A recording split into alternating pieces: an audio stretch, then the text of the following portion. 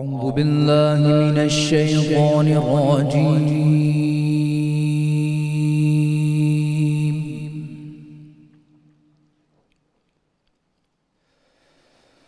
بسم الله الرحمن الرحيم.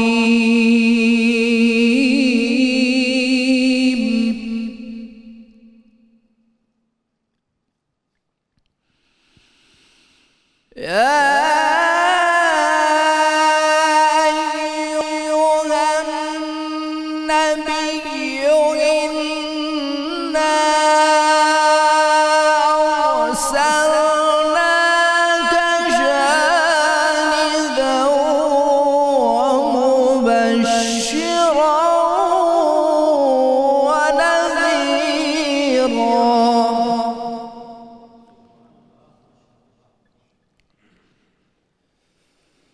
وداعيا إلى الله بإذنه وسراجا منيرا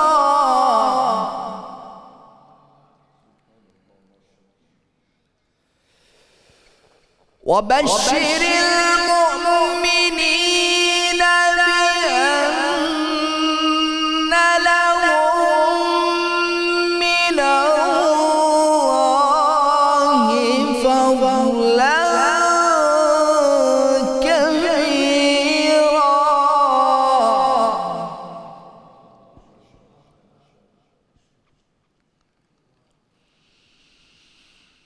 ولا تطع الكافرين والمنافقين ودع أذاهم وتوكل على الله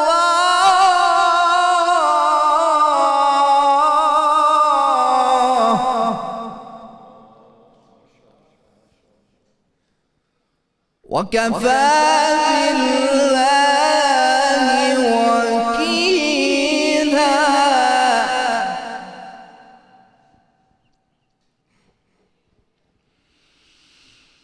ولا تطع الكافرين والمنافقين ودع أذاهم وتوكل على الله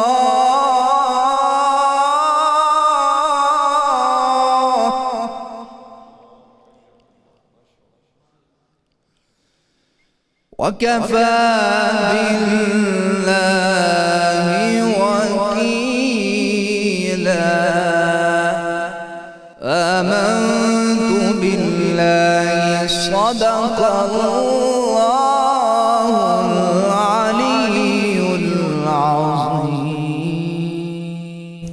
ماشاءاللہ سبحان اللہ.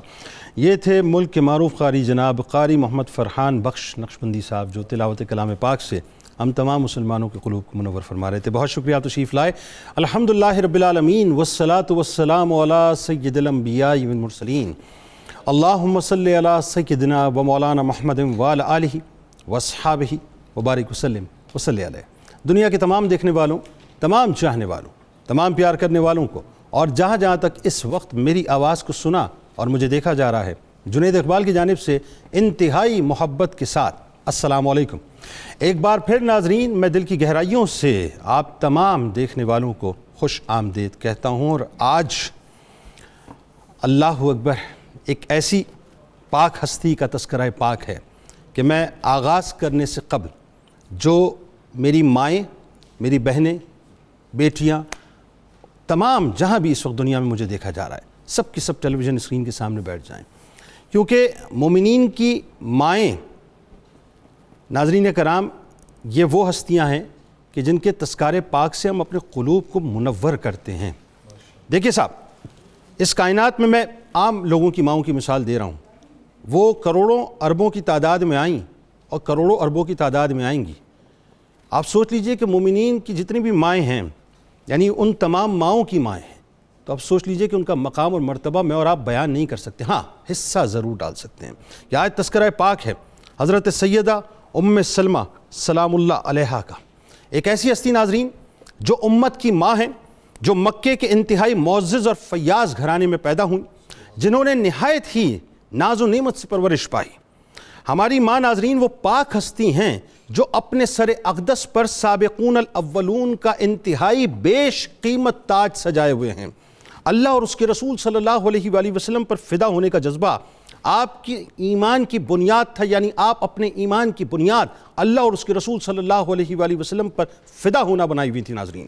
عبادت و ریاضت جن کا امتیاز، زہد و تقوی جن کا ناز، علم حدیث و علم فقہ جن کی پہچان، وفا و قربانی جن کا حوالہ، فہم و فراست جن کی مثالی، جنہوں نے ابتدائی دور میں اپنے انتہائی سخت ترین حالات میں اللہ اور اس کے رسول صلی اللہ علیہ وآلہ وسلم کی خوشنودی کے لیے حبشہ کی طرف ہجرت فرمائی۔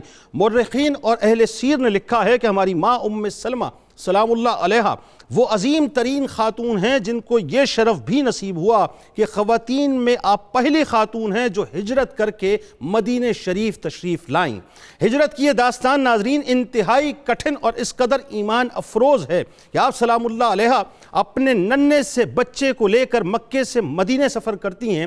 تو میں کچھ بات آپ سے ناظرین عشق کی روشنی میں کرنا چاہتا ہوں، کیونکہ ہم تو صاحب غلامی کا طوق گلے میں لیے ہوئے ہیں اور عشق کی باتیں کرنا جانتے ہیں، تو عشق کی بات کر رہا ہوں کہ میرا عشق یہ کہتا ہے کہ آپ سلام اللہ علیہا صرف زمینی ہجرت کر کے نہیں گئی تھیں، بلکہ قدرت نے آپ سلام اللہ علیہا کے لیے رہتی دنیا تک جس عظیم منصب عالی کا انتخاب کیا تھا، آپ سلام اللہ علیہا کو حرم نبوی صلی اللہ علیہ وآلہ وسلم کی زینت بن کر ابد تک مومنین کی ماں ہونے کا تاج پہننا تھا۔ لہٰذا آپ سلام اللہ علیہا انتہائی جرأت و دلیری سے اپنی اس عظیم منزل کی جانب رواں دواں تھیں جس کا تصور اس وقت محال تھا، لیکن قدرت نے جو انتخاب کر دیا تھا ناظرین وہ انتخاب ہو کے رہنا تھا۔ بات یہ ناظرین میرا یہ وجدان کہتا ہے کہ گو کہ آپ سلام اللہ علیہا حرم نبوی میں اس وقت داخل نہیں ہوئی تھیں، اور ایک بڑی کمال آپ کو بات بتاتا ہوں، اور یہ بھی میں عشق کی بات کرنے جا رہا ہوں علماء کرام کی موجودگی میں، کہ حضرت عثمان بن طلحہ رضی اللہ تعالیٰ عنہ اس وقت ایمان نہیں لائے تھے، مگر انہوں نے سفر میں جس اکرام سے آپ سلام اللہ علیہا کو مدینہ پہنچایا اور آپ کی خدمت کی، میرا وجدان اور عشق یہ کہتا ہے کہ امت کی ہونے والی ہماری اس ماں کی خدمت و اکرام کا صدقہ اللہ نے ان کی نسلوں کو ایمان اور کعبے کی کلید برداری کے عظیم منصب کے اکرام کی صورت میں ایسا عطا کر دیا کہ رہتی دنیا تک ناظرین یہ اکرام آپ کے نصیب میں آیا، کیونکہ میں تو یہ جانتا ہوں کہ اس ماں کی خدمت کی تھی جو مومنین کی ماں ہے، اللہ تعالیٰ نے اس کا صدقہ آپ کی نسلوں میں عطا کر دیا۔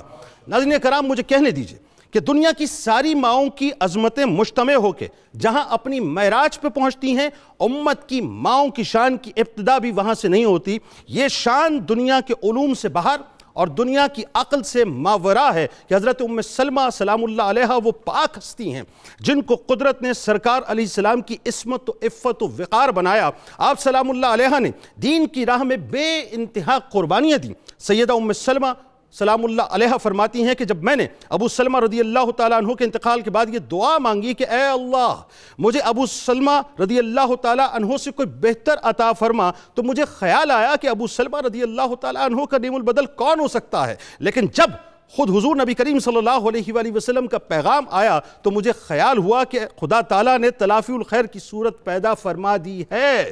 آپ سلام اللہ علیہا کی رائے کو ناظرین اللہ اور اس کے رسول صلی اللہ علیہ وآلہ وسلم نے ایسی توقیر عطا فرمائی کہ صلح حدیبیہ کے موقع پر آپ سلام اللہ علیہا کی رائے سرکار علیہ السلام کی رائے بن گئی۔ تابعین کا ایک بہت بڑا گروہ ناظرین ان کے آستانے سے علم و فضل کا گدا بن کر ان سے بھیک لیا کرتا تھا اور علم حاصل کرتا تھا۔ علم حدیث میں بھی آپ رضی اللہ تعالیٰ عنہ کا ایک خاص مقام تھا کہ سیدہ عائشہ صدیقہ سلام اللہ علیہا کے سوا ان کا اس فن میں کوئی اور ثانی نہیں تھا کہ 300 تقریباً 87-88 کے قریب روایات جو ہیں وہ آپ سے مروی ہیں۔ آج بنیادی طور پر ناظرین بس اسی بارگاہ میں ہم ہدیہ تہنیت پیش کریں گے۔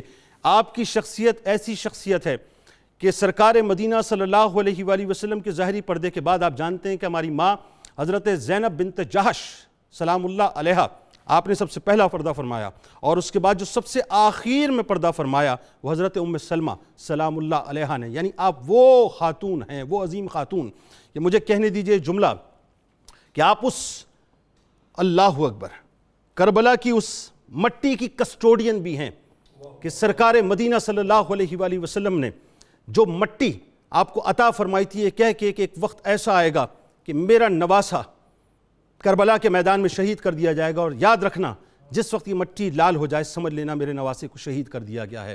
تو بنیادی طور پر اللہ تعالیٰ نے آپ کو بہت بڑی ذمہ داری اپنے حبیب کے صدقے سے عطا کی کہ آپ آل رسول صلی اللہ علیہ وآلہ وسلم کی ان کی خون مبارک کی اور ان کی شہادت کی گواہ بھی بنی اور اس مٹی کی کسٹوڈین بھی بنی۔ آج بنیادی طور پہ ناظرین ان کی بارگاہ میں ہم ہدیہ تہنیت پیش کریں گے۔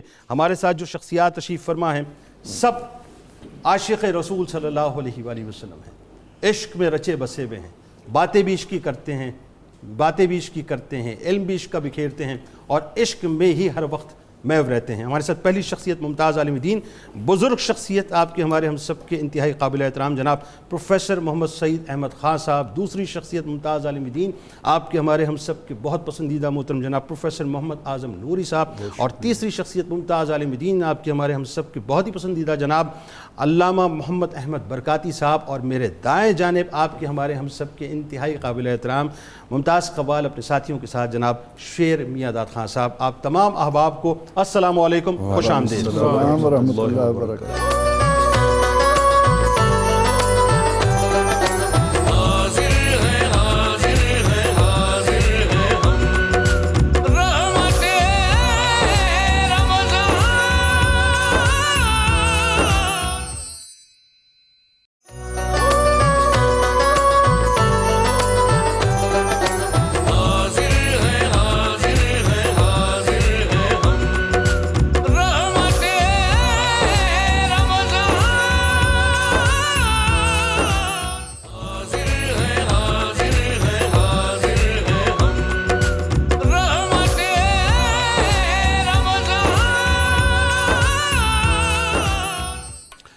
ایک بار پھر ناظرین میں آپ کو خوش آمدید کہتا ہوں رحمت رمضان کی خصوصی براہ راست نشریات میں، اور آج ہماری آپ کی ماں، ہم سب کی ماں حضرت ام سلمہ سلام اللہ علیہا کی بارگاہ میں نذرانہ عقیدت پیش کرنے جا رہے ہیں، اس دعا کے ساتھ کہ جو نذرانہ عقیدت پیش کریں گے اور جو ہمارے ساتھ دنیا میں جہاں جہاں اس وقت موجود ہیں، بس اللہ تعالیٰ سب کی حاضریوں کو قبول فرمائے۔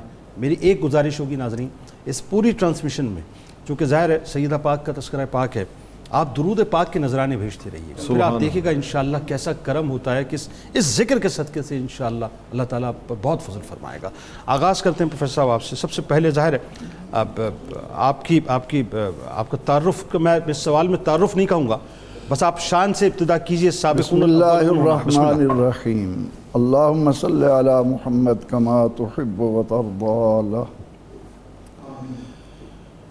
محترم جنید صاحب، اللہ رب العزت نے قرآن کریم میں فرمایا وَتُعَزِّرُوهُ وَتُوَقِّرُوهُ، اے اہل ایمان میرے محبوب علیہ السلام کی تعظیم و توقیر بجا لاؤ، اور اس تعظیم و توقیر کا تقاضا یہ ہے کہ ادب گاہست زیر آسماں از عرش نازک تر، نفس گم کردہ می آین جنید و با یزید۔ سبحان اللہ، سبحان اللہ۔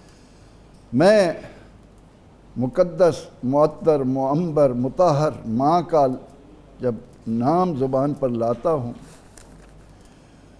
تو اس خیال میں کھو جاتا ہوں کہ یا اللہ، یہ وہ مقدس مائیں ہیں جن کا انتخاب تو نے خود کیا ہے۔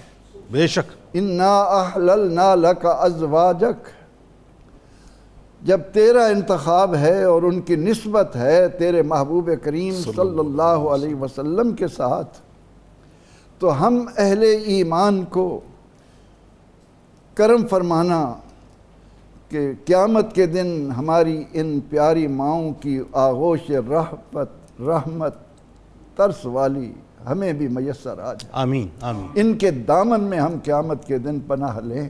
آمین۔ سیدہ حضرت ام سلمہ،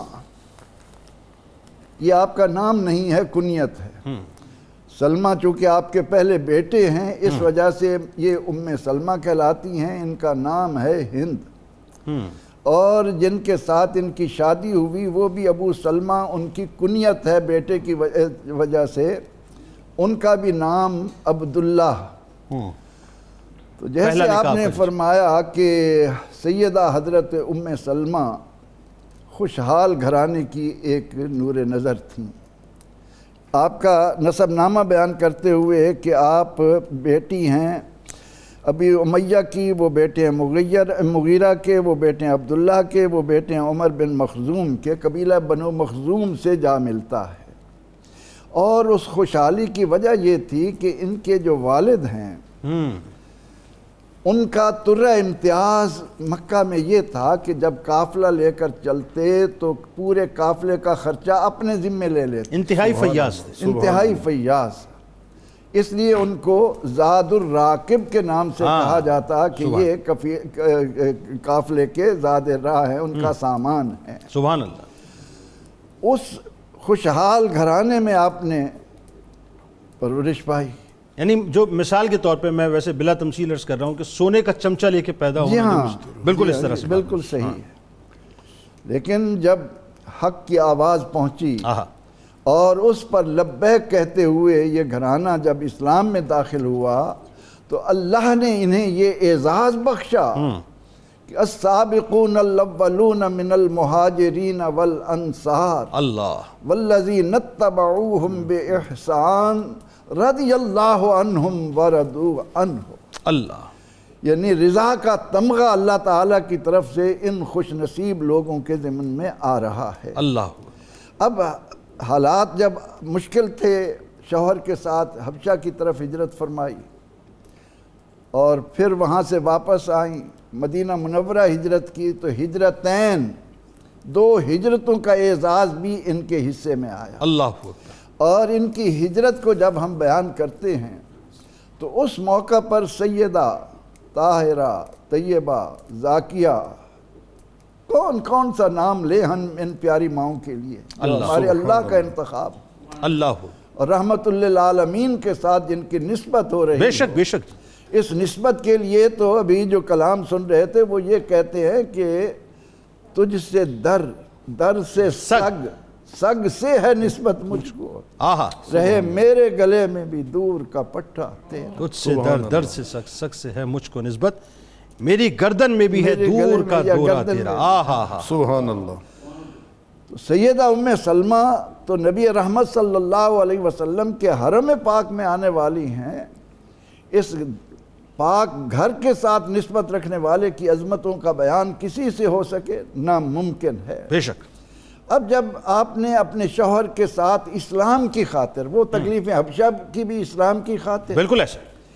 اور یہ ذکر کرتے ہوئے بھی ہم میں سے ہر ایک مسلمان کو اس بات کی طرف بھی جانا چاہیے کہ یہ جو ہمیں اسلام ملا ہے یہ پلیٹ میں رکھ کر نہیں دیا گیا. نہیں صاحب، بڑی قربانیوں کا ثمرہ. یہ شہادت گہے الفت میں قدم رکھنا ہے، لوگ آسان سمجھتے ہیں مسلمان ہونا. اب شوہر کے ساتھ ہجرت کے لیے جب نکلتی ہیں تو ان کا قبیلہ آ کر ابو سلمہ کے آڑے آ جاتا ہے. تم جا سکتے ہو، ہم اپنے اس فرد کو نہیں جانے دیں گے. اپنی بیٹی کو نہیں جانے بڑوں کا اپنا باپ دادا کا دین چھوڑا، لیکن ہم ان کو مجبور کریں گے، ان کو تمہارے ساتھ نہیں جانے دیں. اب حضرت ابو سلمہ تو چلے گئے. اب ان کی گود میں بچہ ہے اور شوہر سے جدائی، پھر اللہ کی راہ میں سفر، اللہ کے محبوب علیہ السلام اور مدینہ طیبہ پہنچنا. اس تڑپ نے انہیں اتنا بے قرار کیا کہ قبیلے والوں نے ان سے وہ معصوم بچہ بھی چھین لیا. ددیال والوں نے. بالکل ٹھیک.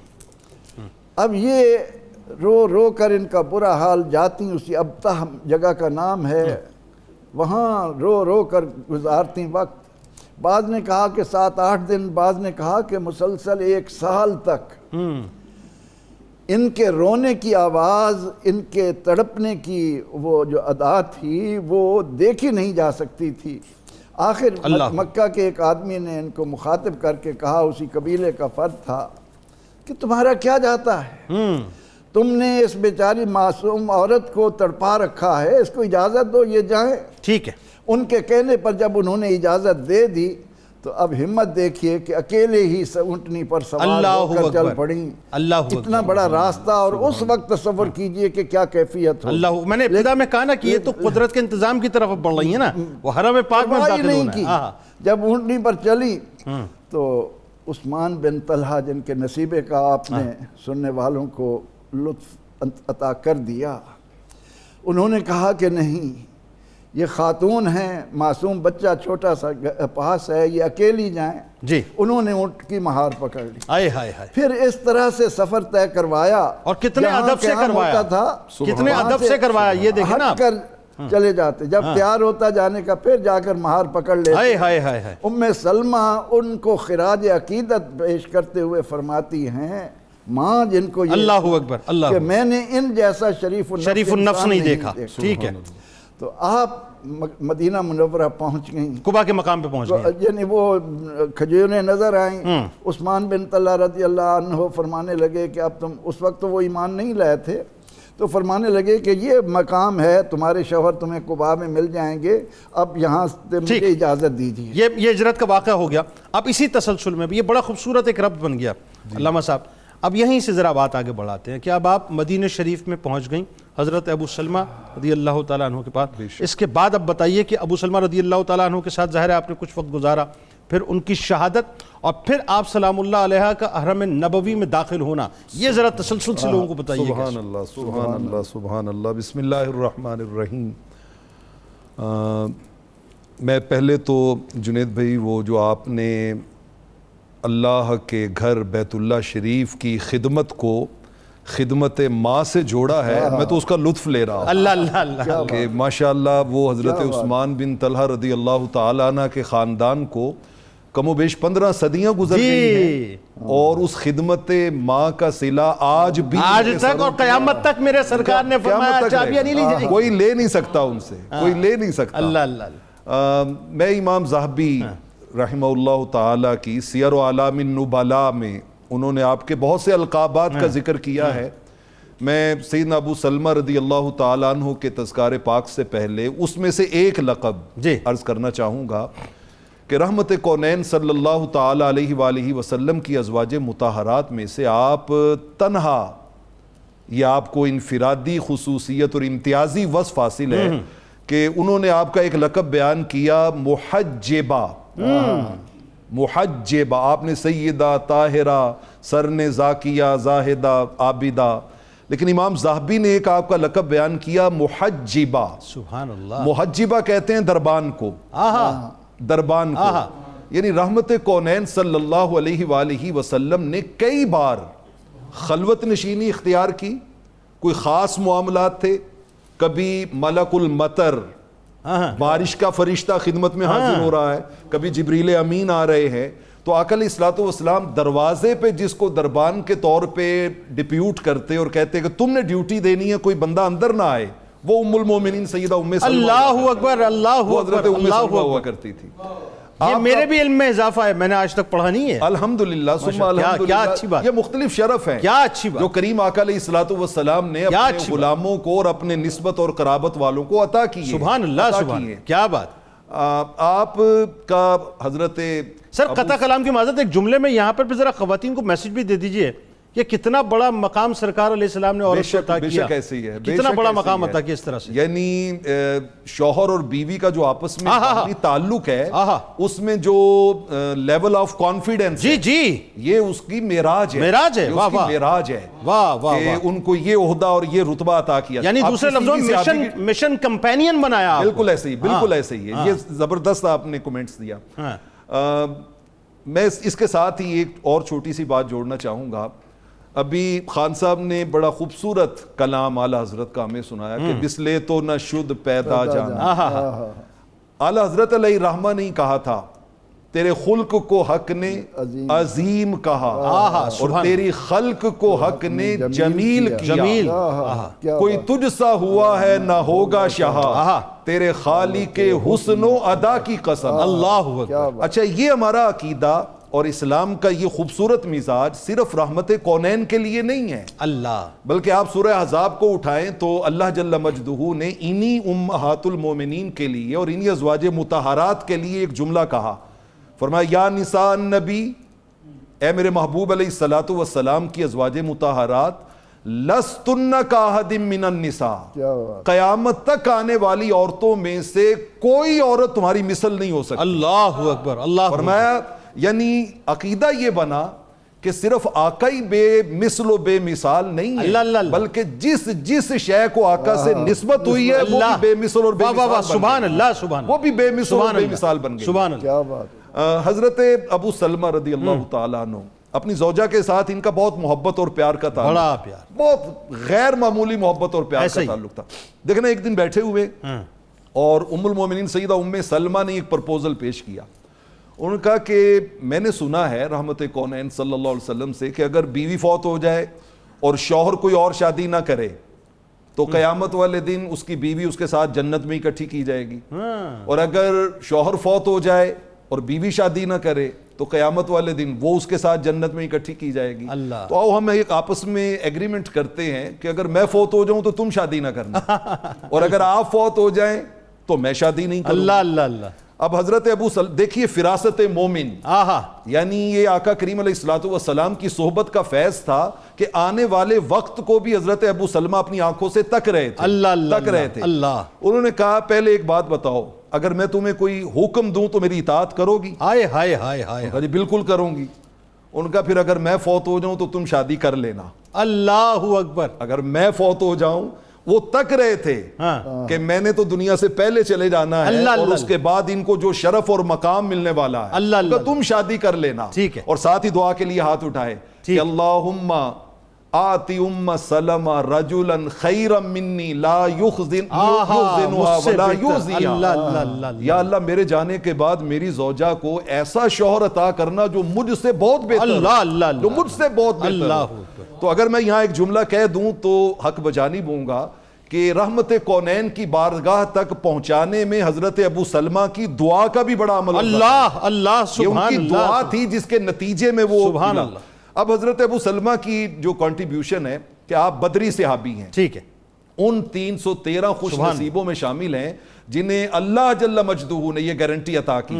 اللہ تعالیٰ نے فرمایا کہ آج کے بعد بدری صحابہ میں سے جو کوئی جو مرضی کرتا پھرے میں نے ان کے لیے جنت واجب کر دی۔ سبحان اللہ سبحان اللہ، آپ کو غزوہ بدر میں تیر لگتا ہے، جی، غزوہ احد میں، غزوہ احد میں سوری غزوہ احد میں شریک ہوتے ہیں تو تیر لگتا ہے، اس کا علاج ہوتا ہے وہ مندمل ہو جاتا ہے۔ جی جی، اس سے اگلے سال آپ کو اپنا ایک سریے میں آقا علیہ الصلوۃ والسلام بھیجتے ہیں، سریہ قطن میں، وہاں پہ وہ زخم دوبارہ کھل جاتا ہے۔ تلہیہ جو مطلب پوری مہم تھی، اس میں زخم دوبارہ کھلتا ہے، اور آپ اسی زخم کی وجہ سے، اس جو زخم گہرا لگا ہوا تھا اس کی وجہ سے آپ کی شہادت ہوتی ہے۔ لیکن جب شہید ہو جاتے ہیں تو آقا علیہ الصلوۃ والسلام نے نماز جنازہ میں جو کام کیا، اللہ، روٹین میں نماز جنازہ میں آقا 4 تکبیریں پڑھتے تھے، اللہ، 4 تکبیرات کہتے ہیں، بالکل ٹھیک۔ ان کی نماز جنازہ میں آقا علیہ الصلوۃ والسلام نے 9 تکبیرات، اللہ، 9 تکبیر، 9 تکبیرات، اور اگلا جملہ کیسا؟ صحابہ حاضر ہو گئے، عرض کرتے ہیں آقا یہ آج آپ نے خلاف معمول 4 تکبیروں کی جگہ 9 کیوں کہی ہیں؟ اللہ،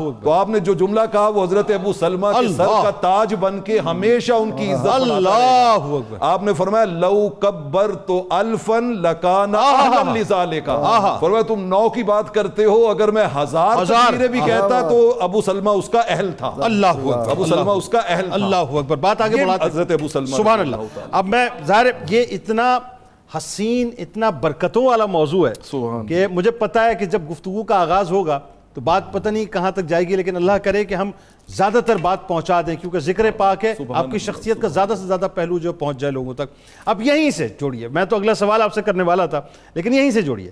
اب آپ کی جو شہادت کا معاملہ ہے ظاہر ہے، اس کے بعد اور پھر حرم نبوی میں آپ کا داخل ہونا، یہیں سے بات کو بڑھائیں تاکہ پھر میں مزید آپ کے سامنے سوال رکھتا ہوں۔ یہاں پر میں یہ عرض کرنا چاہتا ہوں کہ حضرت سیدہ ام سلمہ سلام اللہ تعالی علیہا سرکار دو عالم علیہ الصلوۃ والسلام کی زوجہ محترمہ بننے کا جو شرف حاصل کیا ہے، اس میں میرے آقا کریم علیہ الصلوۃ والسلام کا ایک بہت بڑا فرمان علی شان ہے، اور وہ یہ ہے کہ آپ نے جو فرمایا کہ جدھر میں نے اپنے عقد کیے، سبحان اللہ، یا جدھر میں نے اپنی صاحبزادیاں عطا کیں، یہ میری مرضی سے نہیں ہوا، یہ سب کچھ اللہ تعالیٰ کی مرضی کے ساتھ۔ سبحان اللہ۔ تو یعنی حضرت ام سلمہ رضی اللہ تعالیٰ عنہ اگر سرکار دو عالم علیہ السلام کے حوالہ عقد میں آئی ہیں تو پھر یہ کسی اور کا انتخاب نہیں بلکہ خود رب کائنات کا انتخاب، سبحان اللہ، اور باقی اس کا حسن انتظام ہے کہ کس طریقے کے ساتھ یہ معاملہ آگے بڑھا ہے۔ جو ایک خوش بخت ہستیاں ہوتی ہیں ان کو اللہ تعالیٰ نے ابتدا سے ہی فطرتاً حسین اور جمیل بنایا ہوتا ہے، ان کے اعمال، ان کے افعال، ان کے کردار وہ پہلے ہی حسن نظامت کا اور حسن قدرت کا شاہکار بنے ہوتے ہیں۔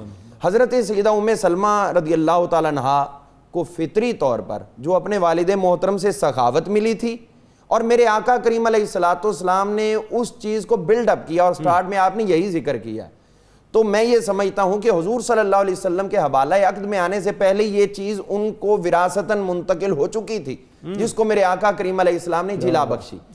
حضور صلی اللہ علیہ وسلم کے حوالہ عقد میں آنے سے پہلے آپ تنہائی کا شکار ہو گئیں، خامد میرے شہید ہو چکے، اور اس کے بعد میں تنہا ہوں، میرا کو اعزا و اقربا میں سے ادھر ہے ہی کوئی نہیں، اور ہجرت تو کی تھی اللہ اور اس کے رسول صلی اللہ علیہ وسلم کی رضا کے لیے، میرا تو کچھ نہیں بچا۔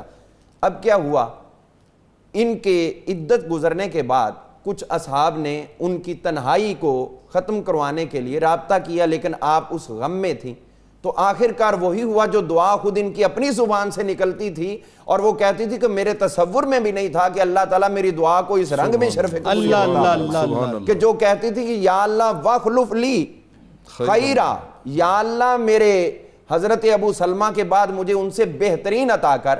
آپ سوچتی تھی کہ بہترین کیا، بلکہ کبھی کہتی ہے کہ میں یہاں آ کے رک جایا کرتی تھی کہ میں کہتی تھی ان سے بہتر ہوگا کون، اور جب یہ بولتی تو پھر میں کہتی اب دیکھو قدرت کی طرف سے کیا ظاہر ہوتا ہے، لیکن آقا کی زوجیت میں آنا تو میرے تصور میں بھی نہیں تھا۔ اللہ، آقا کریم علیہ السلام نے پیغام بھجوایا، ایک روایت میں آپ خود تشریف لے کر گئے، انہوں نے 4 اپنی جو معاملات زندگی ہیں ان کے بارے میں عرض کیا، حضور میں آپ کی زوجہ بنوں اور ان میری جو ایک فطرتاً میرے ساتھ میرے اعمال ہیں اس کی وجہ سے کہیں آپ کی کوئی جناب کے اندر شان میں کوئی کمی نہ واقع کر بیٹھوں، کوئی بے ادبی کا پہلو نہ آ جائے، تو اس لیے میں اس چیز سے پریشان ہوں۔ آپ نے فرمایا بیان کرو۔ انہوں نے کہا پہلی بات تو یہ ہے کہ میں غیور ہوں۔ آپ نے فرمایا غیرت تو بہت اچھی چیز ہے، لیکن جس کو تم سمجھتی ہو میں دعا کروں گا اللہ تم سے دور فرما دے۔ انہوں نے کہا دوسری بات یہ ہے کہ میں کثیر العیال ہوں، میرے 2 بچے ہیں، 2 میری بیٹیاں ہیں، تو ان کو آپ صرف میری خاطر تو نہیں سنبھال سکتے۔ تو آپ نے ایک جملہ بولا، سبحان اللہ، میرے آقا کریم علیہ السلام نے فرمایا ام العیال، تمہارے جہاں تک عیال کی بات ہے تمہارے تمام عیال اللہ و رسول، وہ اللہ کے ذمے ہے، اللہ کے رسول کے ذمے۔ اللہ اکبر۔ اب یہاں سے ایک بہت بڑا مسئلہ میرے آقا نے حل کر دیا، جو آج اس دور میں لوگوں کے ذہنوں میں راسخ کرنے کی کوشش کی جاتی ہے، اس کا اس کے اندر رد ہے، اور وہ یہ ہے کہ اللہ کے نام کے ساتھ حضور کا ذکر کر دیا جائے تو کچھ لوگ کہتے ہیں یہ تو گناہ ہو گیا، کچھ شرک کہتے ہیں، کچھ اپنے انداز میں، لیکن جو آقا کی زبان فیض ترجمان سے خود جملہ نکلا ہے کہ یہ اللہ اور اس کے رسول کے سپرد ہیں، تو خود سرکار نے اپنا نام جب رب کے نام کے ساتھ جوڑ کے بتا دیا تو فرما دیا کہ میرا نام رب کے نام کے ساتھ جوڑنا شرک نہیں ہوتا، بلکہ یہ میرے اظہار مقام ابدیت کا بہت بڑا ثبوت بنتا ہے۔ اس کے بعد انہوں نے عرض کی حضور یہاں پر یہ معاملہ ہے کہ میرا کوئی وارث بھی نہیں ہے۔ آپ نے فرمایا انا وارث من لا وارث لہ، جس کا کوئی وارث نہیں اس کا میں مصطفیٰ وارث ہوں۔ تو انہوں نے یہ اپنے تمام معروضات عرض کی، اور پھر کہنے لگی کہ حضور میری عمر بھی زیادہ ہے، اس عمر کے حصے میں عرب لوگ شادی خوشی سے نہیں کرتے، اور اگر کر لیں تو بعد میں نبھانی مشکل ہوتی۔ آپ نے فرمایا پریشان کیوں ہوتی ہو؟ انا اسن من کے، میں تم سے بھی زیادہ عمر والا ہوں۔ تو اس طرح ان کے 4 جو معاملات تھے وہ آپ نے ختم کیے، اور پھر ان کو حوالہ۔ اچھا ایک بات بتائیے علامہ صاحب، یہ تو حرم پاک میں اب آپ تشریف لے آئی ہماری ماں، اچھا پھر اس کے بعد ایک بات جو بڑی اہم، میں آپ کی ذات اقدس کے حوالے سے جب پڑھتا ہوں کہ اللہ نے آپ کو ایک بڑا علمی مقام بھی عطا کیا، علم حدیث کے حوالے سے، علم فقہ کے حوالے سے، ذرا اس پہ بھی تھوڑا کلام فرمائیے۔ جی اس حوالے سے یقینی طور پر یہ حضور صلی اللہ علیہ وسلم کی جو تمام ازواج ہیں ان کا کوئی نہ کوئی ترہ امتیاز ہوا کرتا ہے، ہر ایک کو کوئی نہ کوئی وصف اللہ تعالیٰ نے ایسا دیا جو دوسروں سے ممتاز کرتا ہے۔ تو ان کے اندر یہ وصف تھا کہ آپ فقیہ امت بھی تھی، اور 378 روایات کم و بیش وہ آپ نے بیان فرمائی۔ مرویات پھر سنیں گے انشاءاللہ آپ سے، بالکل انشاءاللہ بیان کریں گے۔ تو یہاں پر جو فقیہہ کے اعتبار سے ہے، یہ خود حضور صلی اللہ علیہ وسلم سے بعض مسائل پوچھا کرتی تھی اور حضور علیہ السلام جواب دیتے تھے، پھر یہ آگے بیان کیا کرتی تھی۔ مثلا آپ نے عرض کی حضور میں میڈیاں بناتی ہوں اور بہت مضبوط بناتی ہوں، پھر جب غسل کرنا ہو تو پھر کھولنا مسئلہ بنتا ہے، تو آپ فرمائیں کہ کیا غسل کے لیے ان کو کھولنا ضروری ہے یا نہیں؟ تو حضور صلی اللہ تعالی علیہ وسلم نے فرمایا کہ نہیں، پانی کی جڑوں تک، بالوں کی جڑوں تک اگر پانی پہنچ جائے تو مینڈیاں کھولنے کی حاجت نہیں ہے، اس طرح تمہارا غسل مکمل ہو جائے گا۔ اور یہ خصوصاً حبشہ کے اندر یا ان علاقوں میں آج بھی جو مینڈیاں کثرت سے بناتے ہیں، ان کے لیے یہ حضرت ام سلمہ رضی اللہ تعالیٰ عنہ کا ایک بہت بڑا فیضان ہے کہ ان کو زندگی آسان کر دی۔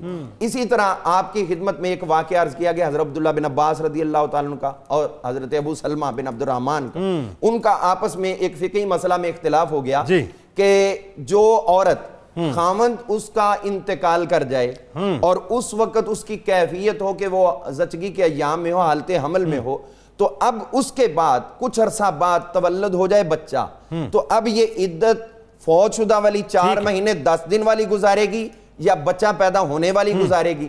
تو اب حضرت عبداللہ بن عباس رضی اللہ عنہ کا موقف یہ تھا، آپ فرماتے تھے کہ جو ان میں سے لمبی ہوگی نا عدت وہ گزاری جائے گی، اگر 4 مہینے 10 دن سے پہلے بچہ پیدا ہو گیا تو 4 مہینے 10 دن گزارے، اور اگر 4 مہینے 10 دن پہلے گزرتے اور بچہ بعد میں ہوتا ہے تو وہ والی عدت گزارے۔ جبکہ ان کے ساتھ جو حضرت ابو سلمہ تھے ان کا موقف یہ تھا کہ حضور صلی اللہ علیہ وسلم کے دین حنیف کی جو ہمیں تفہیم حاصل ہوتی ہے وہ یہی ہے کہ جب بچہ تولد ہو جائے تو عدت ختم۔ اب دونوں نے اپنی نزاع کو حضرت سیدنا ابو ہریرہ رضی اللہ عنہ کو پیش کیا، حضرت ابو ہریرہ نے حضرت ابو سلمہ کے جو معاملہ تھا اس کو آپ نے پسند فرمایا اور اس پہ فتویٰ صادر کیا، لیکن انہوں نے کہا بھی آپ کا فتویٰ بعد میں ہوگا، ماں جی پہلے موجود ہیں، ان کی خدمت میں حاضری دیں۔ اب یہ دیکھیے کبار سے آبا ہیں، حضرت عبداللہ بن عباس رضی اللہ تعالیٰ عنہ سید و راس المفسرین بھی ہیں، بے شمار القاب ہیں ان کے، اور حضرت ابو ہریرہ رضی اللہ عنہ، یہ سب مل کر آپ کی خدمت میں حاضر ہوئے، تو آپ نے فرمایا فتویٰ بھی وہ دیا جو حدیث کے ساتھ ریلیٹ ہے۔ سبحان اللہ۔ آپ نے فرمایا کہ نبی کریم صلی اللہ علیہ وسلم نے ارشاد فرمایا تھا، حضرت صبیہ یا سبیعہ یہ خاتون تھی تو ان کا یہی معاملہ ہوا تھا، ان کے خامند کا انتقال ہو گیا تھا اور اس کے بعد ان کا بیٹا جلدی پیدا ہو گیا، تو آپ نے فرمایا کہ یہ عدت تمہاری ختم ہو چکی ہے بچہ پیدا ہونے کے ساتھ، لہٰذا اب تم عقد ثانی کر سکتی ہو، تو یہاں پر بھی یہی حکم ہے۔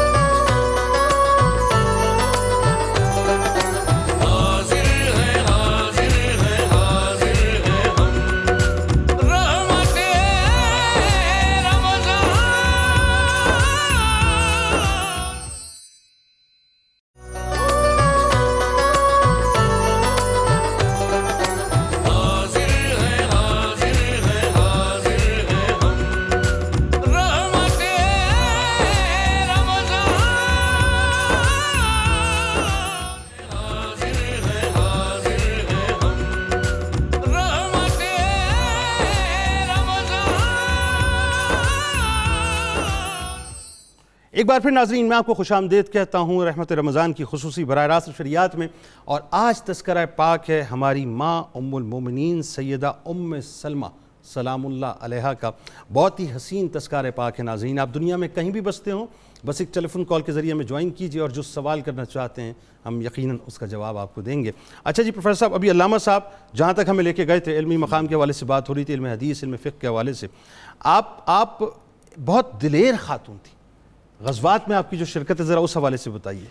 حضور نبی اکرم رحمت عالم صلی اللہ تعالی علیہ وسلم کے دامن کرم میں جس کو بھی جو نصیبہ ملا اس کی شان ہی بڑھتی چلی گئی۔ تو سیدہ حضرت ام سلمہ سلام اللہ علیہا انتہائی باہمت حوصلے والی خاتون ہیں، اور آپ صلی اللہ علیہ وسلم نے بدر اور احد کے بعد ہونے والے جو غزوات ہیں ان میں سے اکثر میں آپ کو اپنے ساتھ رکھا ہے۔ سبحان اللہ۔ ہم دیکھتے ہیں کہ اگر خندق ہو رہی ہے، ایک تو یہ ہے کہ نبی اکرم رحمت عالم صلی اللہ علیہ وسلم کے حجرے کوئی بڑے محلات نہیں تھے، چھوٹے چھوٹے حجروں میں، تو آپ فرماتی ہیں کہ خندق میں دیکھتی تھی کہ میرے آقا صلی اللہ علیہ وسلم کائنات کے مالک خندق میں آپ کا سینہ مبارک غبار سے اٹ گیا ہے، بال مبارک نظر نہیں آتا۔ اللہ اور میں یہ بھی دیکھتی تھی کہ حضور علیہ السلام خود اینٹیں اٹھا کر صحابہ کو دیتے تھے۔ اللہ اللہ اللہ، یہ کیفیت وہ اپنی آنکھوں سے دیکھ رہی تھیں اور انہوں نے امت تک پہنچائی کہ آقا علیہ السلام نے دین کے لیے۔ پھر غزوہ خیبر میں ہم دیکھتے ہیں اچھا قطع کلام کی حضرت عمار بن یاسر رضی اللہ تعالیٰ عنہ والی جو بات ہے، جی ہاں، وہ بنو قریظہ کی ہے، خندق کے بعد جو ہے وہ بڑی زبردست بات کی طرف آپ نے اشارہ کیا کہ حضور علیہ السلام نے بنو قریظہ کے بعد ان کی بدعہدی کی بنا پر ابو لبابہ رضی اللہ عنہ کو بھیجا کہ انہیں بتائیں اب وہ جب گئے گفتگو کے دوران ان سے ایک راز افشا ہو گیا، ان سے کہہ بیٹھے کہ تم قتل کر دیے جاؤ گے۔ اس پر آپ رضی اللہ عنہ اتنے نادم ہوئے کہ میں نے یہ بات کیوں کہہ دی۔ اس ندامت میں کہ مجھ سے یہ غلط ہوا، فوراً آئے اور اپنے آپ کو مسجد کے ستون کے ساتھ باندھ لیا کہ جب تک میری توبہ قبول نہیں ہوگی میں یہاں سے نہیں جاؤں گا۔ اللہ اکبر۔ پھر وہ وقت آیا کہ اللہ تعالیٰ نے اس بندے کی توبہ قبول کی، اور حضور علیہ الصلوۃ والتسلیم جب اپنی نیند سے بیدار ہوئے تو مسکراتے ہوئے، جب وہ آپ صلی اللہ علیہ وسلم مسکرائے تو ام سلمہ سمجھ گئیں آپ کے ہاں قیام تھا۔ یا رسول اللہ میں قربان، یہ آج آپ مسکراتے ہوئے اٹھے؟ فرمایا کہ اللہ تعالیٰ نے مجھے بشارت دی ہے کہ ہم نے ابو لبابہ کی توبہ قبول کر لی۔ اللہ اکبر۔ پھر ساتھ ہی عرض کرتی ہیں اگر اجازت ہو تو میں جا کر ان کو بتاؤں۔ پھر وہیں دروازے میں کھڑے ہو کر ابو لبابہ کو آواز دی کہ تمہاری توبہ قبول ہو گئی ہے۔ اس آواز کا نکلنا تھا کہ پورا مدینہ منورہ خوشی میں امڈ آیا۔ اللہ اللہ۔ ان کو مبارکباد دینے کے لیے وہ تمام کے تمام وہاں اکٹھے ہو گئے۔ تو اسی طرح غزوہ خیبر، جبکہ ابو لبابہ رضی اللہ تعالیٰ عنہ نے یہ بھی بات رکھی کہ جب تک سرکار علیہ السلام اپنے دست مبارک سے مجھے نہیں کھولیں گے اس وقت تک میں آزاد خود نہیں ہوں گا، اپنے آپ کو میں آزاد نہیں کروں گا، میں یہاں رہوں گا۔ پھر غزوہ خیبر میں ہم دیکھتے ہیں کہ آپ حضور علیہ السلام کے اتنا قریب ہوئیں کہ جب حضرت علی مرتضیٰ کرم اللہ تعالی وجہہ نے مرہب پر تلوار کا وار کیا اور اس کے جب دانت ٹوٹے تو فرماتی ہیں کہ ان دانتوں کے ٹوٹنے کی کرکراہٹ بھی مجھے آ رہی تھی، اللہ، اس کی آواز بھی محسوس ہو رہی، اس کی آواز بھی میں سن رہی تھی۔ اس طرح حضور علیہ السلام کے ساتھ رہیں۔ پھر ہم ان کی جو ایک زبردست شرکت ہے صلح حدیبیہ کے، اللہ صاحب الرائے ہونا آپ کا، وہ مثالی ہے کہ جب نبی اکرم رحمت عالم صلی اللہ علیہ وسلم کے ساتھ معاہدہ ہو رہا تھا، ایک وقت تو وہ تھا کہ صحابہ کرام رضی اللہ عنہم آپ کے منہ مبارک سے نکلنے والے تھوک مبارک کو بھی زمین پر نہیں گرنے دے رہے تھے، اتنی فدائیت۔ جب معاہدہ ہوا اس کی اس شک نے کہ اگر مشرکین کا کوئی آدمی آئے گا وہ واپس کر دیا جائے گا، واپس نہیں کیا جائے گا یا اپنی مرضی سے، لیکن جب کوئی مسلمان ہجرت کر کے یہاں سے جائے گا تو اس کو واپس کر دیا جائے گا۔ اب کچھ شکایات ایسی تھیں اس حدیبیہ کے معاہدے کی تفصیل نہیں بیان ہو سکتی کہ صحابہ پر ایک غم کا پہاڑ ٹوٹ گیا، کیا ہم حق پر نہیں ہیں؟ اس اثناء میں جب اللہ تعالیٰ نے آپ کو فتح مبین کی بشارتیں دے دیں تو آپ نے جب صحابہ رضی اللہ عنہم سے فرمایا کہ اب تم احرام کھول دو، قربانیاں کرو، سر منڈاؤ اور حلق کے بعد قربانی کرو، تو وہ غم کے تلے ایسے دبے ہوئے ہیں، انتظار کر رہے ہیں کہ ہو سکتا ہے کہ اس کے متعلق کوئی وحی مبارکہ آ جائے۔ اللہ، حضور سید عالم صلی اللہ علیہ وسلم دیکھ رہے ہیں کہ آج میرے پروانے میرا حکم پر عمل کرنے میں اتنی تاخیر کیوں ہو گئی ہے۔ اسی اثناء میں آپ سیدہ ام سلمہ سلام اللہ علیہا کے ہاتھ آتی ہیں، تشریف لاتے ہیں، اور اس موقع پر ام سلمہ نے رہتی دنیا تک عورت کا جو مقام بلند کیا ہے، اللہ فرماتی ہیں یا رسول اللہ صلی اللہ علیہ وسلم آپ ایسا کیجئے، آپ جا کر اپنے قربانی کیجئے، حلق کیجئے اور احرام کھول دیجئے، ان سے کچھ نہ کہیں۔ نبی رحمت صلی اللہ علیہ وسلم آئے اور اس تکنیک نے اتنا کام کیا کہ آج بھی اس پر تحقیق کرنے والے حیران ہیں کہ حضور علیہ السلام نے جب کیا تو صحابہ نے سمجھا کہ بس اب تو یہ آخری فیصلہ ہے وہی کا، تو انہوں نے سب نے پھر تو اتنے جلدی کے ساتھ کہ ایک صحابی دوسرے کے سر مونڈ رہا تھا اور پھر قربانی اور یہ سارا کچھ، یعنی آپ کی رائے کو اتنا مقدم جو ہے اللہ نے، بالکل ٹھیک۔ بات آگے بڑھاتے ہیں۔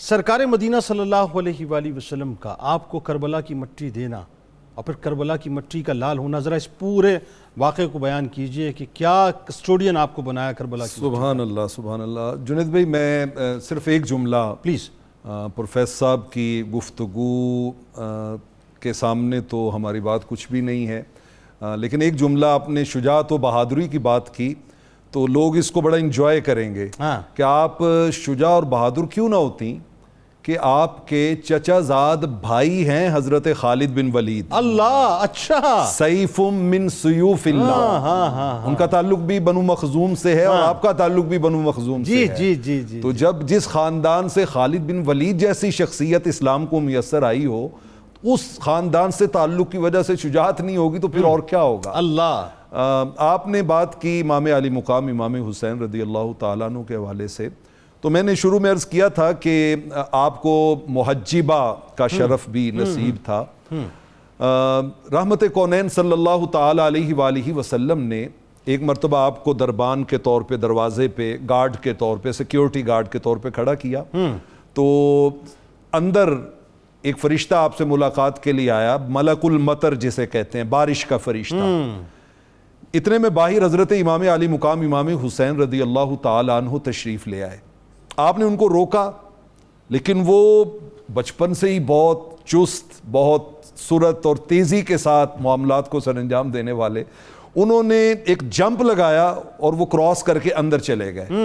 چونکہ پھرتیلی طبیعت تو شروع سے ہی تھی ان کی، ماشاءاللہ شجاعت، دلیری، ایکٹیو ہونا، وہ اندر چلے گئے اور جا کے رحمت کونین کے کبھی کاندھوں پہ بیٹھتے ہیں، کبھی گود میں بیٹھتے ہیں، کبھی آپ سے لپٹتے ہیں۔ اللہ، تو اس ملک المطر نے رحمت کو آپ جواباً آپ بھی کبھی چومتے ہیں، کبھی پیار کرتے ہیں۔ اللہ اکبر۔ تو اس نے ملک المطر نے، فرشتے نے کہا تحبہ یا رسول اللہ، اللہ، آقا جی کیا آپ اس اپنے نواسے سے، شہزادے سے بہت پیار کرتے ہیں؟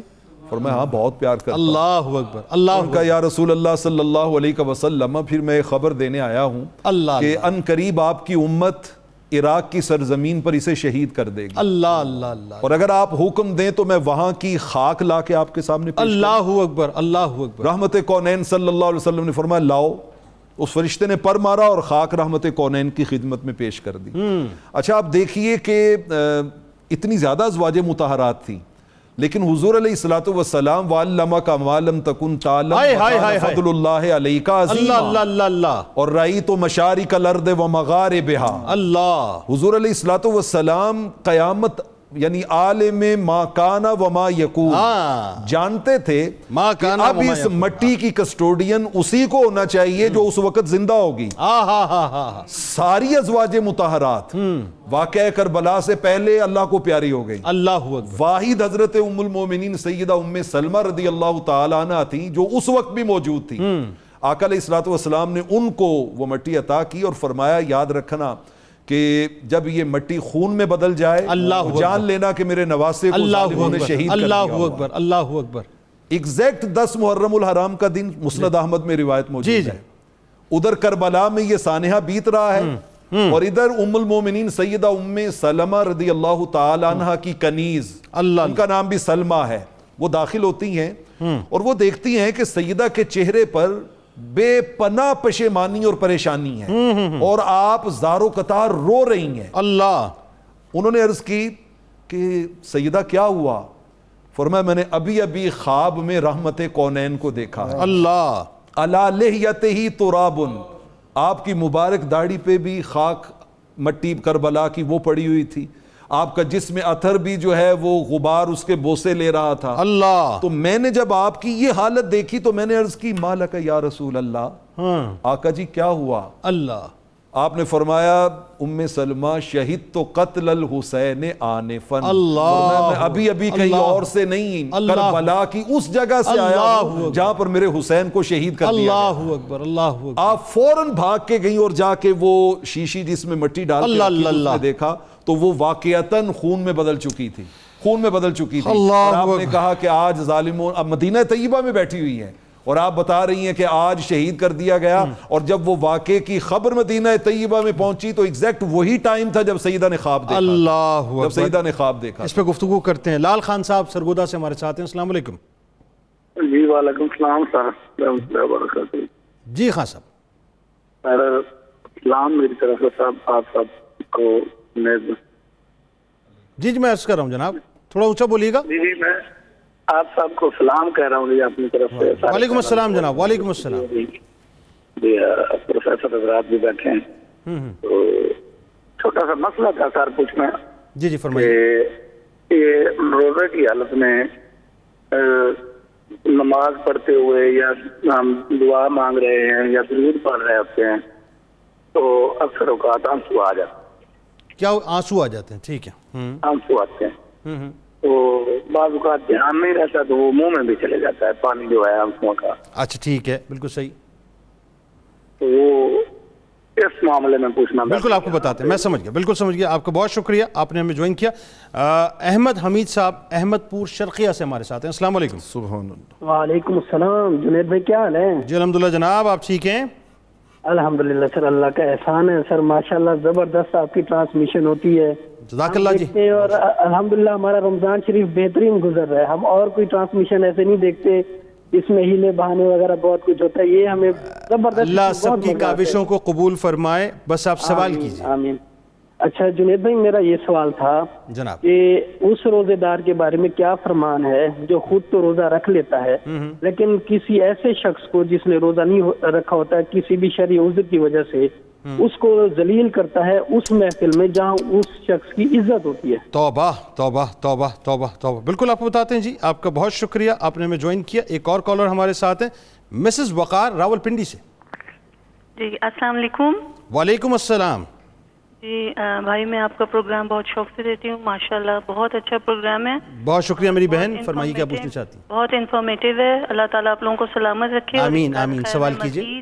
کامیابیاں دے. تو میں نے سوال یہ کرنا تھا کہ سود کے بارے میں، جتنی بھی بینک سے ہم لون لیتے ہیں، اسکیم وغیرہ، یا کوئی بھی ڈپارٹمنٹ سے، کسی بھی ڈپارٹمنٹ سے ہم لیتے ہیں سود، مجبوری کے تحت لیتے ہیں اپنی چیزوں کو حاصل کرنے کے لیے کچھ بھی، تو کیا یہ صحیح ہے کہ نہیں؟ بس یہ بتا دیجیے. اچھا، سود لینا کسی مجبوری کے تحت بینک سے. ٹھیک ہے جی، بالکل آپ کو بتاتے ہیں. آپ کا بہت شکریہ، آپ نے ہمیں جوائن کیا.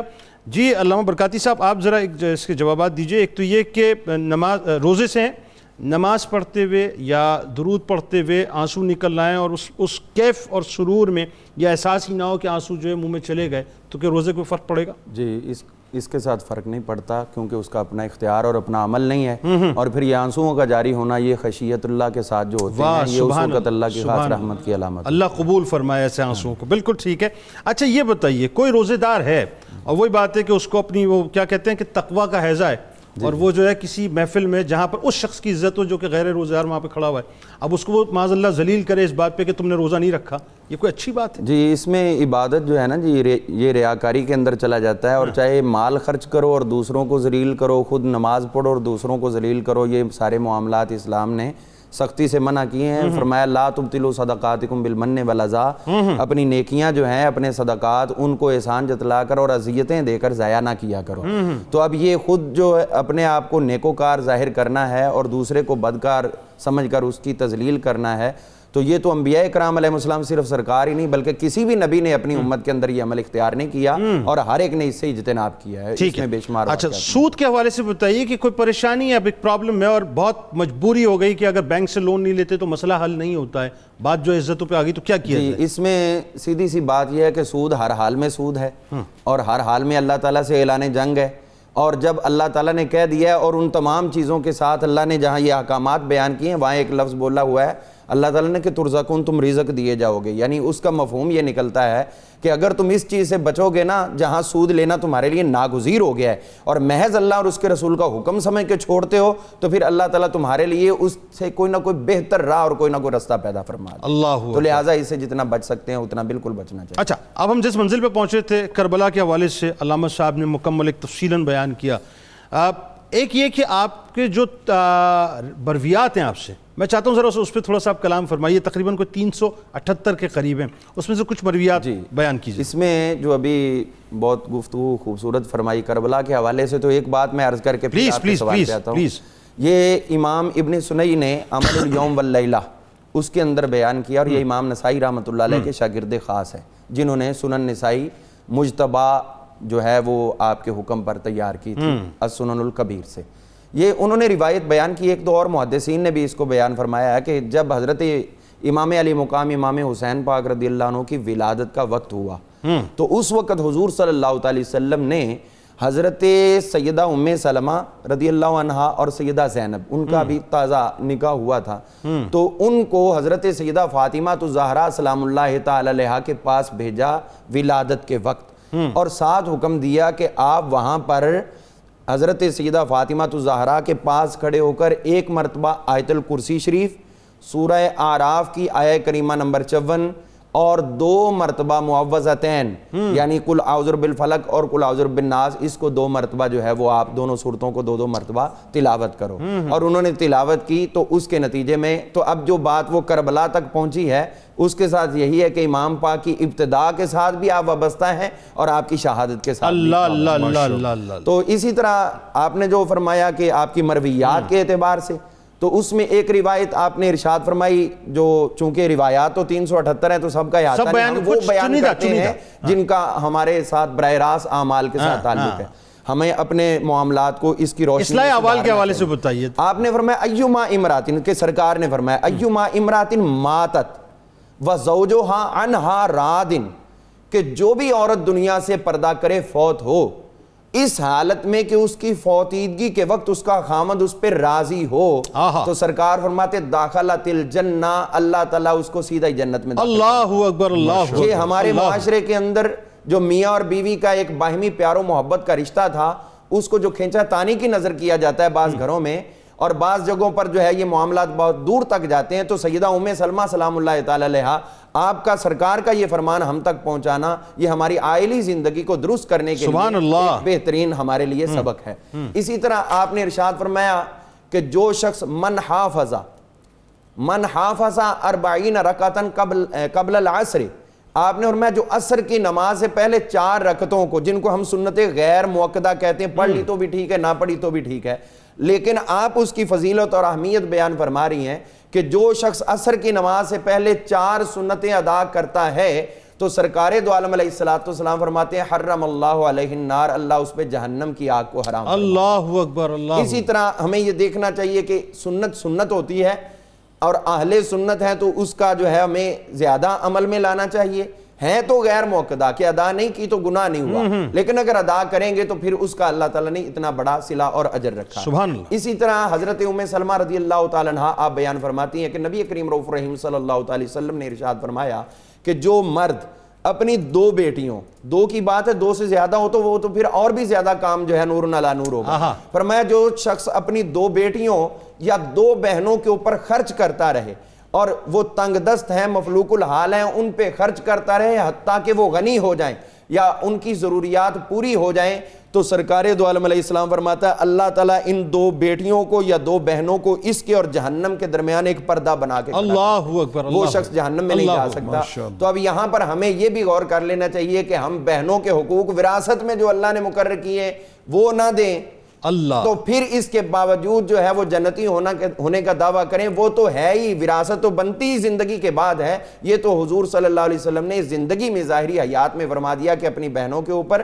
اپنی بچیوں کے اوپر جو ہے وہ اس طرح شفقت کرو اور ان کو جو ہے وہ تم انعامات عطا فرماتے رہو. بالکل ٹھیک ہے. بات آگے بڑھاتے ہیں. پروفیسر صاحب، حجاب کے حوالے سے جو آیات آپ کی موجودگی میں نازل، ذرا اس پہ کلام فرمائیے کہ رہتی دنیا تک عورت کو حجاب آپ کے صدقے عطا ہو گیا، یعنی بات یہ ہے کہ آپ کی موجودگی میں جو آیات نازل ہوئی. حضور نبی اکرم رحمت عالم صلی اللہ تعالی علیہ وسلم کا گھرانہ پاک ہر اہل ایمان کے لیے تو ایک مرجع اور مرکز ہے ہی. تو آپ صلی اللہ علیہ وسلم چونکہ کائنات بھر کے لیے ایک نمونے کے طور پر بھی ہیں، اسوہ حسنہ ہے آپ کا، تو وہاں کچھ عرصہ حجاب نہیں تھا. اور جب مسلمان عورتیں باہر جاتی اور کسی کو کوئی تکلیف پہنچتی تو غیر مسلم آ کر رسول اللہ صلی اللہ علیہ وسلم سے یہ کہتے کہ انہیں کہیں کوئی اپنا نشان بنا لیں جس کی وجہ سے پہچانی جائیں، یو رفنا پہچانی جائیں اور ان کو ایذا نہ دی جائے. تو اللہ تعالیٰ نے اپنے محبوب کریم صلی اللہ علیہ وسلم کے تصدق قیامت تک آنے والی عورتوں کو حکم دیا کہ وہ اوڑھنی لے لیا کریں اور اپنی نگاہیں بھی نیچے رکھیں. اب حجاب کی جب آیات نازل ہوئیں تو اسی اثناء میں ایک دن نبی اکرم رحمت عالم صلی اللہ علیہ وسلم تشریف فرما ہیں اور سیدہ ام سلمہ بھی موجود ہیں. تو آپ کے گھر میں ابن ام مکتوم نابینا صحابی تھے، آنکھوں سے معذور تھے، وہ تشریف لایا کرتے تھے اکثر اور وہاں ان کو اجازت تھی آنے جانے کی. اب آیات حجاب کے نزول کے بعد جب وہ تشریف لائے تو نبی رحمت صلی اللہ علیہ وسلم نے اپنی ازواج سے فرمایا کہ یہ جب آیا کریں تو اس وقت تم حجاب کر لیا کرو. تو انہوں نے عرض کی یا رسول اللہ صلی اللہ علیہ وسلم یہ تو نابینا ہیں۔ اندازہ لگائیں اسلام میں اللہ تعالیٰ نے عورت کو کیا عظمت عطا کی۔ اللہ اکبر۔ آپ صلی اللہ علیہ وسلم نے فرمایا کہ وہ تو نابینا ہیں لیکن تم تو نہیں ہو۔ اللہ اللہ اللہ۔ جس طرح مرد کو یہ حکم ہے کہ اس کی نظر نامحرم پر نہ پڑے، اسی طرح اللہ تعالیٰ نے عورت کو بھی یہ حکم دیا ہے کہ وہ بھی نامحرم پر نظر نہ ڈالے، اس کے سامنے بھی نہ آئے۔ بلکہ آپ صلی اللہ علیہ وسلم نے اس ضمن میں ایک اور بات بھی ہم تک پہنچائی، آپ کی پہنچی ہم تک، کہ وہ غلام گھر میں کام کرنے والا، جس طرح آپ نے بھی اپنا ایک غلام حضرت خدیجۃ الکبریٰ کی طرح حضور علیہ السلام کے حوالے کر دیا، تو آپ نے فرمایا کہ اگر کوئی غلام گھر میں ہے اور وہ مکاتبت یعنی پیسے دے کر آزاد ہونے کے قابل اپنے آپ کو بنا لیتا ہے تو وہ بھی نامحرم ہے، اس سے بھی حجاب کرنا عورتوں کے لیے بہت ضروری ہے۔ تو اسی طرح کچھ اور معاملات تھے جن کو حضور علیہ السلام کو اللہ تعالیٰ کی طرف سے اجازت ملی، تو سیدنا فاروق اعظم رضی اللہ تعالیٰ عنہ پہلے اپنی بیٹی کے پاس گئے، ان کو تنبیہ کی کہ تم رسول اللہ صلی اللہ علیہ وسلم کو راضی کرنے میں کوئی دقیقہ فرگزاشت نہ کیا کرو۔ اور اس کے بعد جب آپ سلمہ چونکہ ان کے خاندان سے تھیں، ان کی عزیزہ تھیں، ان کی خدمت میں آئے، تو اس موقع پر سیدہ سلمہ سلام اللہ علیہا کا جب میں پڑھ رہا تھا تو دل میرا باغ باغ ہو رہا تھا کہ اے اللہ تو نے عورت کو کیا عظمت دی ہے۔ اللہ۔ اب رسول اللہ صلی اللہ علیہ وسلم اپنے ازواج مطہرات کے ساتھ جو حسن سلوک فرماتے تھے، خیارکم خیارکم لأہلہ وانا خیارکم انا خیرکم لأہلی، تو سلمہ نے فرمایا عمر یہ ہمارا اور رسول اللہ کا معاملہ ہے، اللہ آپ اس میں درمیان میں نہ آئیں۔ تو انہوں نے جب جا کر رسول اللہ صلی اللہ علیہ وسلم سے عرض کی یا رسول اللہ صلی اللہ علیہ وسلم آج سلمہ نے مجھے یہ فرمایا ہے، تو سن کر رسول اللہ مسکرا پڑے۔ اللہ اکبر۔ اس پہ گفتگو کرتے ہیں، ایک کالر ہے ہمارے ساتھ وحیدہ زیدی صاحب اسلام آباد سے۔ السلام علیکم۔ السلام علیکم۔ جی وعلیکم السلام میری بہن۔ بہت عرصے بعد آپ کی کال ملی ہے، میں آپ کے پروگرام کے لیے صبح اٹھ کے بیٹھتی ہوں اور بہت کوشش کرتی ہوں کہ آپ کا نمبر ملے، مگر آج اللہ نے میری سن لی۔ الحمدللہ۔ میں آپ سے ایک کوشچن کرنا چاہتی ہوں، دو کوشچن ہے میرے۔ پہلا میرا کوشچن ہے کہ میں مطلب ہے کہ پہلے سود لیا کرتی تھی پیسے بینک میں رکھوا کے، ٹھیک ہے، مگر پھر جب مجھے پتا چلا کہ یہ تو اللہ اور رسول سے کھلی جنگ ہے، ٹھیک ہے، میں نے اپنا پیسہ پراپرٹی میں لگانا شروع کر دیا، ٹھیک ہے، لیکن اب میرا کچھ پیسہ بینک میں پڑا ہوا ہے جس پہ میں زکوٰۃ بھی دیتی ہوں اور سود لینا نہیں چاہتی، ٹھیک ہے، مگر اس پہ میں سود مجھے لگا ہوا ہے۔ میں آپ سے یہ پوچھنا چاہتی ہوں کہ وہ سود کی رقم، میرے والد بہت بزرگ ہیں، میں ان کی ہر قسم سے پہلے بھی مدد کرتی ہوں اور اب بھی کرنا چاہتی ہوں، ٹھیک ہے، تو یہ پیسہ میں جو سود کا ہے جو اس پہ لگا ہے وہ میں اپنے والد پہ خرچ سکتی ہوں؟ سود کے پیسے سے جی جی جی بتائیے دوسرا سوال۔ اور دوسرا میں وہ پیسے پہ جو زکوٰۃ ہے وہ والد پہ میں خرچ سکتی ہوں؟ پیسے پہ جو زکوٰۃ ہے، اچھا زکوٰۃ کے ہی پیسوں میں سے والد کی مدد کرنا چاہتی ہیں آپ؟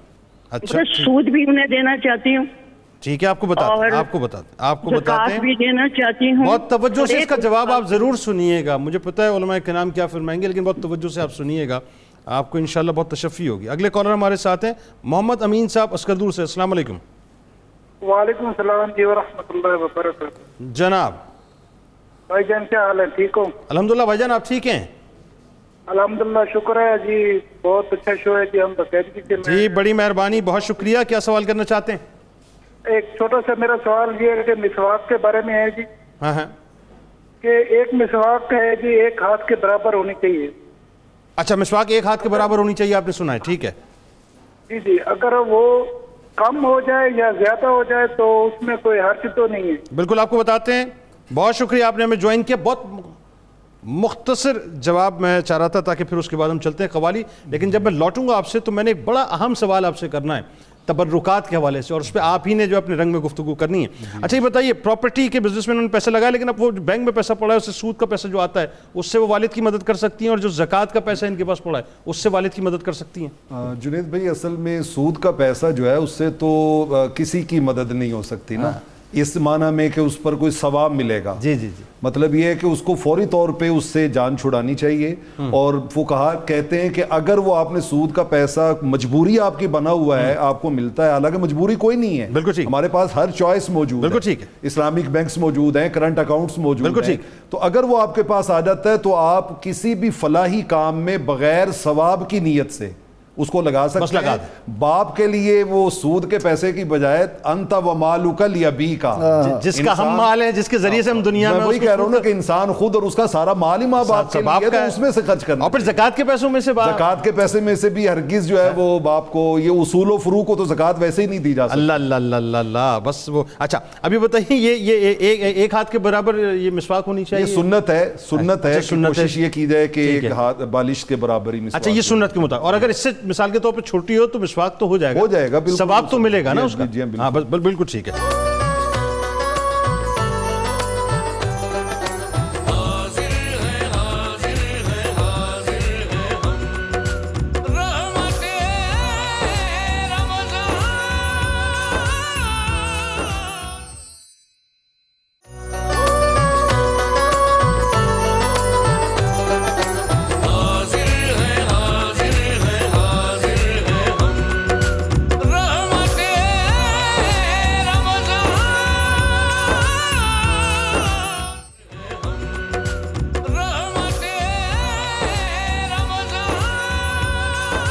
ایک بار پھر ناظرین میں آپ کو خوش آمدید کہتا ہوں. رحمت رمضان کی خصوصی براہ راست نشریات میں سحری کا خوبصورت سا موقع ہے, اور ہماری ماں حضرت ام سلمہ سلام اللہ علیہا کا تذکرہ پاک ہے.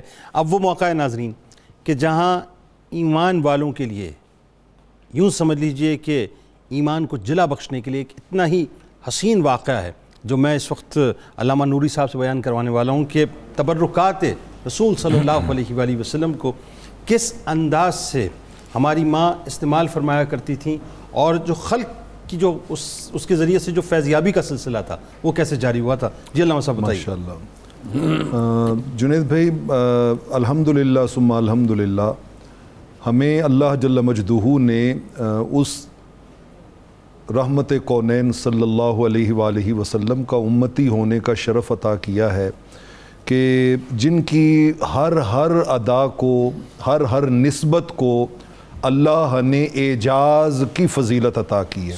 ہر شے معجزہ ہے. سبحان. آقا علیہ الصلوۃ والسلام کا بولنا معجزہ ہے, چلنا معجزہ ہے, دنیا میں آنا معجزہ ہے, دنیا سے جانا معجزہ ہے. سبحان اللہ. اسی تسلسل میں سراپا معجزہ ہے, سراپا معجزہ, سراپا معجزہ, اس میں بالکل کوئی شک اور شبہ نہیں ہے. ام المومنین سیدہ ام سلمہ رضی اللہ تعالیٰ عنہ کے حوالے سے جو روایت ایمان افروز بھی ہے, وجد انگیز بھی ہے, روح پرور بھی ہے. یعنی اگر انسان جو ہے وہ اس کی گہرائی میں اتر کے دیکھے تو اس کی بہت سی چیزوں کی اصلاح بڑی آسانی کے ساتھ ہو جائے. سبحان اللہ. ام المومنین سیدہ ام سلمہ رضی اللہ تعالیٰ عنہ, صحیح بخاری کی روایت ہے, حضرت عثمان بن عبداللہ رضی اللہ تعالیٰ عنہ اس حدیث کے راوی ہیں, اور صحیح بخاری میں موجود ہے. ہمارے معاشرے میں بدقسمتی اور بدنصیبی یہ ہے کہ ہم بہت سی برکات سے محروم ہوتے ہیں ریفرنس کے چکر میں. دلیل لاؤ, دلیل لاؤ جی, اور پھر دلیل لائی جائے تو کہا جاتا ہے کہ اتھینٹک سورسز سے لائی جائے, بخاری سے لاؤ, بخاری سے لے کے آئے. تو یہ تو وہ حدیث مبارکہ ہے کہ جس کی اتھینٹسٹی میں کسی قسم کا کوئی شک اور شبہ ہے ہی کوئی. حضرت عثمان بن عبداللہ رضی اللہ تعالیٰ عنہ کہتے ہیں کہ ایک بار میرے گھر والوں نے, آپ بچپن تھا آپ کا, میچور عمر تھی ویسے تو انہوں نے مجھے ایک پیالہ پانی کا دے کے بھیجا کہ یہ لے کے ام المومنین سیدہ ام سلمہ کے گھر میں جائیں. کہتے میں وہ لے کے وہاں پہ چلا گیا, تو ام المومنین کو پہلے ہی گھر والوں نے ان سے بات کی ہوئی تھی, تو آپ تشریف اندر لے کے گئیں اور وہاں سے آپ ایک شیشی نکال کے لائیں, اور اس میں کچھ بال تھے, منہ مبارک تھے. اللہ. کہتے ہیں انہوں نے وہ منہ مبارک جو تھے وہ اس میں پانی میں اس طرح گھما کے تو وہ مجھے واپس کر دیے. کہتے میں نے جب یہ سارا معاملہ دیکھا اور وہ پیالہ لے کے گھر میں آیا, اور جب میں نے اس کے بارے میں دریافت کیا تو مجھے پتہ چلا کہ ذرا جملہ سنیے ان کا, اذا اصاب الانسان عین او شیء, کہ مدینہ طیبہ میں جس کسی کو بھی نظر بد لگتی ہے یا کوئی اور تکلیف ہوتی ہے, اللہ, کوئی کسی قسم کی کوئی بیماری کوئی تکلیف اس کو ہوتی ہے تو وہ طبیب کے پاس نہیں جاتے, وہ سیدہ ام سلمہ سلام اللہ علیہا کے کاشانہ نور پہ جاتے ہیں. اللہ اکبر. وہ پانی میں حضور علیہ الصلوۃ والسلام کے گیسوہائے عنبرین, منہ مبارک, زلفائے عنبرین, وہ گھما کے واپس دیتی ہیں, وہ لا کے مریض کو پلائی جاتی ہے, اور دین اینڈ دیئر اللہ اس کو شفا عطا فرماتا ہے. اللہ اکبر. یعنی اللہ رب العالمین نے آقا کریم علیہ الصلوۃ والسلام کے, یہ تو منہ مبارک ہے, اس رب نے تو آپ کے لعاب ذہن مبارک میں بھی شفائیں رکھی تھی. سبحان اللہ. اور چچا زاد بھائی کا عمل بھی یہی تھا, خالد بن ولید رضی اللہ عنہ. میں اسی طرف آنے لگا ہوں, ماشاءاللہ اب آپ پہ بھی کشف ہونا شروع ہو گیا. حضرت خالد بن ولید رضی اللہ تعالیٰ نے 100 سے زیادہ جنگوں میں حصہ لیا. اللہ اللہ اللہ. اور کسی نے پوچھا کہ آپ نے کسی ایک میں بھی شکست نہیں کھائی, اللہ اللہ, سبب کیا ہے؟ انہوں نے کہا سبب صرف اور صرف یہ اللہ اللہ کہ جب اپنا وہ آقا علیہ الصلوۃ والسلام مینا میں بیٹھے ہوئے اپنے سر انور سے اترنے والے زلفہائے عنبرین بانٹ رہے تھے, تو جو سامنے پیشانی کے گیسو تھے وہ میرے نصیب میں آئے تھے. اللہ اللہ. اور میں نے وہ ایک ٹوپی میں سلوا کے وہ ہمیشہ ٹوپی سر پہ پہنتا ہوں, جس کی وجہ سے میرا رب مجھے فتح عطا فرماتا. اللہ اکبر. اللہ. اور صحیح بخاری میں حضرت انس رضی اللہ تعالیٰ عنہ کا ذرا یہ قول سنیے. انہوں نے کہا لَأَن تَكُونَ عِنْدِي شَعْرَةٌ مِّن شَعْرِ النَّبِيِّ صلی اللہ علیہ وسلم احب الیہ من الدنیا وما فیہا.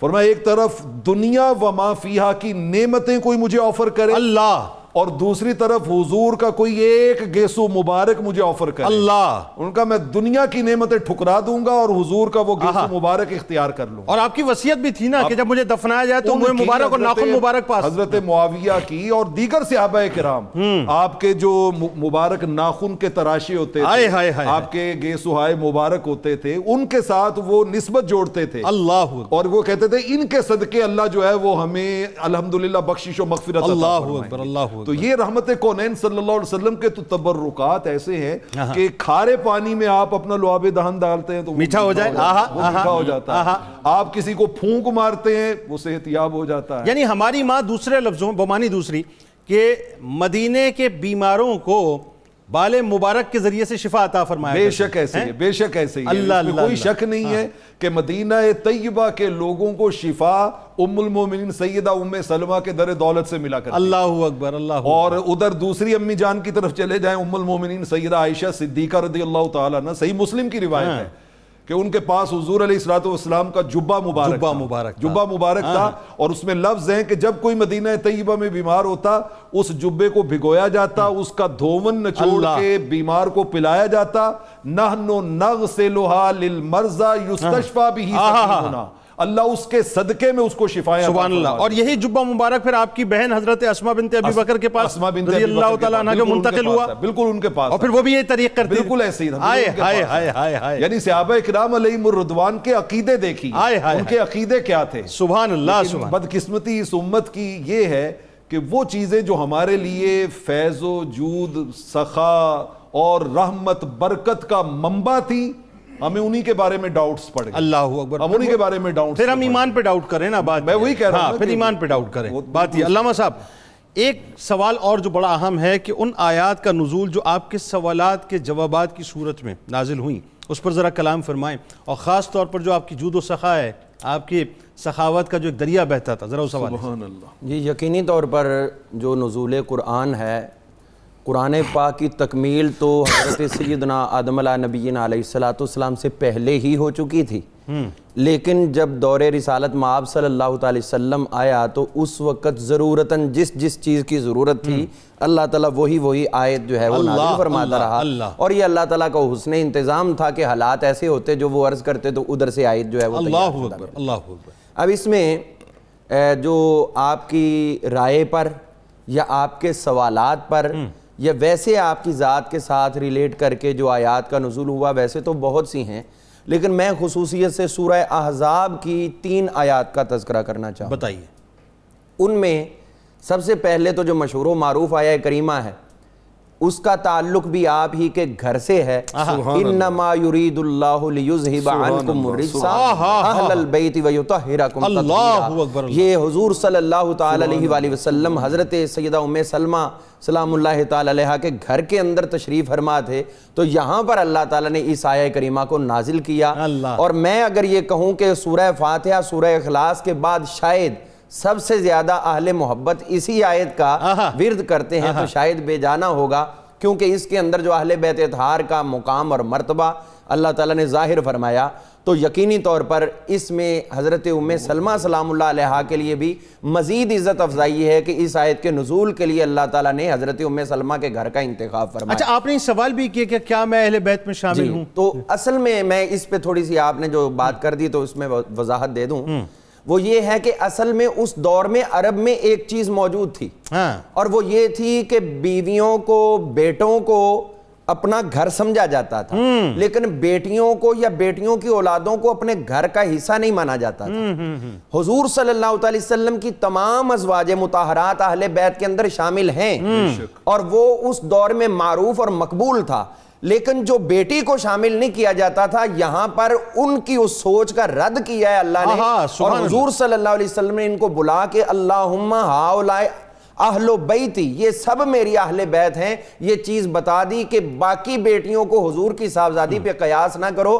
جیسے عام عورتیں عام ہیں تو حضور کی شہزادیاں خاص الخاص ہیں, تو یہ انہی کو اللہ تعالیٰ نے تو سبحان اللہ سبحان اللہ. تو اسی طرح ایک اور آیہ کریمہ جس میں اگرچہ شادی حضرت سیدہ زینب بنت جہش سے ہوئی تھی, لیکن اس وقت وہ گھر جو تھا وہ حضرت سیدہ ام سلمہ رضی اللہ عنہ کا تھا.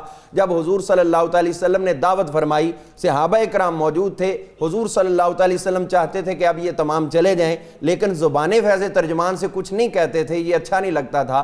تو اس وقت جو آیہ کریمہ نازل ہوئی یا ایھا الذین آمنوا لا تدخلوا بیوت النبی الا ان یؤذن لکم سے لے کر فاذا طعمتم فانتشروا تک, یہ اللہ تعالیٰ نے حضرت ام سلمہ رضی اللہ تعالیٰ عنہا کے گھر میں نازل فرمایا. سبحان اللہ. اسی طرح حضرت ام سلمہ رضی اللہ عنہا, آپ نے عرض کی حضور مردوں کے بارے میں تو بہت سی آیات اللہ تعالیٰ نے جگہ جگہ نازل کی, ہم عورتوں کا کیا حصہ ہے, تو اپنی صنف کی جو ہے آپ نے بہترین ترجمانی کی.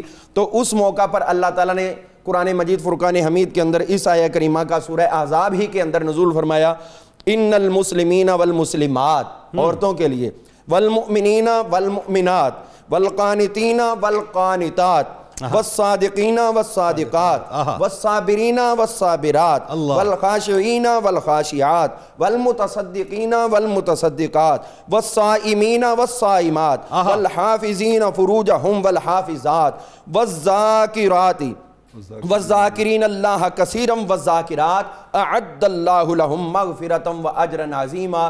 جو مرد نیک کام کرتے ہیں جتنے اجر کے حقدار ہیں بغیر استثناء کے اللہ تعالیٰ نے حضرت ام سلمہ رضی اللہ عنہ کے اس سوال کے جواب میں عورتوں کو بھی اسی طرح شامل فرمایا. یعنی دنیا بھر کی عورتوں کو یہ پیغام مل گیا کہ اللہ تبارک و تعالیٰ نے اپنی حبیب کریم صلی اللہ علیہ وسلم کے صدقے اور ہماری ماں کے صدقے سے عورتوں کو ایک بلند مقام عطا کر دیا ہے. اب اس میں گھبرانا نہیں ہے عورتوں کو. بالکل. اسی طرح اگر آیات کی طرف چلیں تو بے شمار مواقع آتے ہیں. سخاوت کے بارے میں سخاوت کی طرف آ جاتا ہوں. حضور صلی اللہ علیہ وسلم مسند احمد کے اندر حدیث پاک, نبی کریم صلی اللہ علیہ وسلم تشریف فرما تھے کہ مانگنے والا آیا سائل, تو آپ صلی اللہ علیہ وسلم کے پاس اس وقت سامنے صرف ایک کھجور پڑی تھی. آپ نے فرمایا لو یہ لے لو. وہ کہنے لگا میں کیا مانگ رہے ہیں, تو بس ایک کھجور دے رہے ہیں مجھے. اس نے وہ قبول نہیں کی, پیچھے ہٹ گیا. ایک اور آیا, اس نے آ کر عرض کی حضور مجھے بھی کچھ عطا فرمائیں. آپ نے وہ کھجور پکڑی اور اس کو عطا فرمائی. جب اس نے پکڑی آپ کے دستے مبارک سے کھجور, وہ قدردان تھا, آقا کی رحمت کا طلبگار تھا, تو اس نے عرض کیا سبحان اللہ. یہ جو ہم بھی بات بات پہ کہتے ہیں یہ سنت صحابہ ہے. وہ کہنے لگے سبحان اللہ ہمارا تو من رسول اللہ, سبحان اللہ حضور کی جناب سے مجھے ایک کھجور نصیب ہو رہی ہے. وہ اتنا خوش ہوا, اتنا خوش ہوا. آقا کریم علیہ السلام کے پاس ایک چھوٹی بچی بیٹھی تھی. آپ نے فرمایا ابھی حضرت ام سلمہ کے گھر میں جاؤ اور انہیں جا کے کہو کہ میں نے ان کو 40 درہم دیے ہوئے تھے, وہ درہم اٹھاؤ اور اس سائل کو عطا کر. اللہ اللہ اللہ. تو حضرت ام سلمہ رضی اللہ عنہا انہوں نے وہ تمام متاع جو 40 درہم آپ نے عطا کی ہوئی تھی وہ اٹھا کے ان کو عطا کر دی. اب اس کے بعد یہی تسلسل حضرت سیدنا حسن بصری رضی اللہ عنہ, آپ کی والدہ محترمہ حضرت خیرہ جن کا نام تھا, وہ حضرت ام سلمہ رضی اللہ عنہا کی باندی تھی. تو ایک مرتبہ کچھ خواتین آپ سے بھی مانگنے کے لیے آئیں، تو انہوں نے کہا اتنی عورتیں میں کس کو کیا کیا دوں، انہوں نے ان کو واپس موڑنا چاہا، تو حضرت ام سلمہ رضی اللہ عنہا فرمانے لگیں کہ بیٹی یہ گھر عام گھر نہیں ہے، یہاں سے ہر ایک کو عطا کیا جائے گا، جو کچھ بھی ہے وہ دے دو، کچھ اور نہیں، کچھ نہ کچھ آپ نے لیا، کچھ کھجوریں لی، کچھ اور چیزیں، ہر ایک کو عطا کی، اور فرمانے لگی کہ آقا کریم علیہ السلام کی جناب میں اللہ نے فرمایا وَأَمَّا السَّائِلَ فَلَا تَنْهَرْ، کسی کو جھڑکنا نہیں ہے، تو آپ نے سب کو عطا کیا۔ تو جنید صاحب یہاں سے یہ بھی سبق ملتا ہے کہ جو اہل بیت اطہار ہیں، حضور صلی اللہ علیہ وسلم کے گھر والے ہیں، ان سے جب بھی مانگا جائے خالی ہاتھ نہیں لوٹاتے، سنت مصطفیٰ واہ واہ واہ، دے دے بلکہ بھر بھر کے دیتے ہیں، جی بھر بھر کے دیتے ہیں۔ پروفیسر صاحب آخری بات آپ سے، آپ کا زہد و تقوی، آپ کی عبادت کیا کمال ہے، بتائیے۔ نبی رحمت صلی اللہ تعالی علیہ وسلم کے گھر کا ایک ایک فرد اللہ سے تعلق کو جو اہمیت دیتا تھا وہ ہر جگہ نظر آتی ہے۔ جی جی۔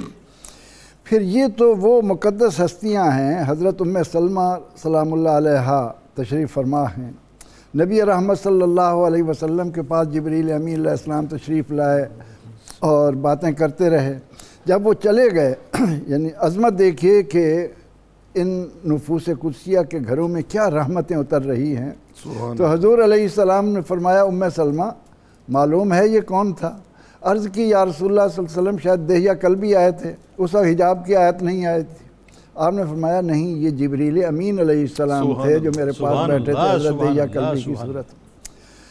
سیدہ ام سلمہ جہاں علم بانٹ رہی ہیں، بڑے بڑے جلیل القدر صحابہ ان دو حضرات کی خدمت میں، ان دو نفوس قدسیہ کی خدمت میں آیا کرتے تھے۔ حضرت عبداللہ بن زبیر رضی اللہ عنہ عصر اور مغرب کے درمیان 2 نفل پڑھا کرتے تھے۔ ان سے کہا گیا کہ آپ یہ پڑھ رہے ہیں، اس وقت تو نہیں پڑھنی چاہیے۔ فرمایا مجھے ام المومنین عائشہ صدیقہ رضی اللہ عنہا نے کہا ہے، ان سے مجھے یہ بات ملی ہے۔ ان سے جب پوچھا گیا تو انہوں نے کہا کہ مجھے ام سلمہ نے یہ بتایا تھا۔ ام سلمہ فرمانے لگیں اللہ ان پر رحم کرے، میں نے تو یہ کہا تھا کہ عصر اور مغرب کے درمیان کوئی نفل نہ پڑھے جائیں۔ سیدہ ام سلمہ سلام اللہ علیہا کا زہد و تقوی یہ تھا کہ آپ ہر پیر جمعرات اور جمعہ کو روزہ رکھتی تھیں، ہائے ہائے ہائے، اور نوافل کی تو کوئی تعداد ہی نہ تھی، ہر وقت اللہ کے ذکر میں رہنا۔ اور اسی ضمن میں ایک چھوٹی سی بات عرض کر کے بات کو ختم کرتا ہوں کہ سیدہ ام سلمہ سلام اللہ علیہا اپنے گھر میں تشریف فرما ہیں، جمعہ کا دن ہے اور کنیز سے اپنے بال سنورا رہی ہیں، وہ بال سنوارنے میں مصروف ہے۔ نبی اکرم رحمت عالم صلی اللہ علیہ وسلم نے مسجد میں خطبہ دینا شروع کیا تو آپ کی پہلا کلمہ یہ تھا کہ یا ایھا الناس۔ اب یہ کلمہ جب ام سلمہ سلام اللہ علیہا کے کانوں میں پڑا تو اس بالوں کو وہیں روک کر کھڑی ہو گئی۔ اللہ، جب تک رسول اللہ صلی اللہ علیہ وسلم، کیونکہ اس میں سب لوگوں کو خطاب تھا اور سب لوگوں میں مرد بھی ہیں عورتیں بھی ہیں، کیا ادب مصطفیٰ صلی اللہ علیہ وسلم، سبحان اللہ۔ اور جب تک خطبہ رہا ام سلمہ سلام اللہ علیہا اس کو کھڑے ہو کر سنتی رہی ہیں۔ تو اللہ رب العزت نے ہمیں ان مقدس ماؤں کے ذریعے بڑی عظمتوں سے نوازا ہے۔ اب ہماری عقیدتوں کا محور یہ ہونی چاہیے کہ ہم ان کے در کے سوالی بنے رہیں گے تو ہماری دنیا آخرت سنورے گی، اس سے ہٹ جائیں گے تو اور کچھ ہو ہی نہیں سکتا۔ وہ بات وہی ہے کہ اس در سے ہٹ جائیں گے تو پھر کٹ جائیں گے اور بڑھ جائیں گے، ختم ہو جائے گا۔ ناظرین ہمارے ساتھ رہیے، بس میں اب آپ کو خان صاحب کی جانب لیے چلتا ہوں، اور جب میں آذان فجر جو کراچی کی اس کے بعد لوٹوں گا تو آج آپ کو حضرت عیسیٰ علیہ السلام کے انشاءاللہ اگر اس وقت تک میری زندگی رہی تو 4 معجزات کے بارے میں بتاؤں گا، بڑے کمال معجزات ہیں، کہیں جائیے گا مت۔ آپ تینوں احباب کا بہت شکریہ، اللہ تعالیٰ اس ذکر کو یہاں بھی قبول فرمائے، وہاں بھی قبول فرمائے۔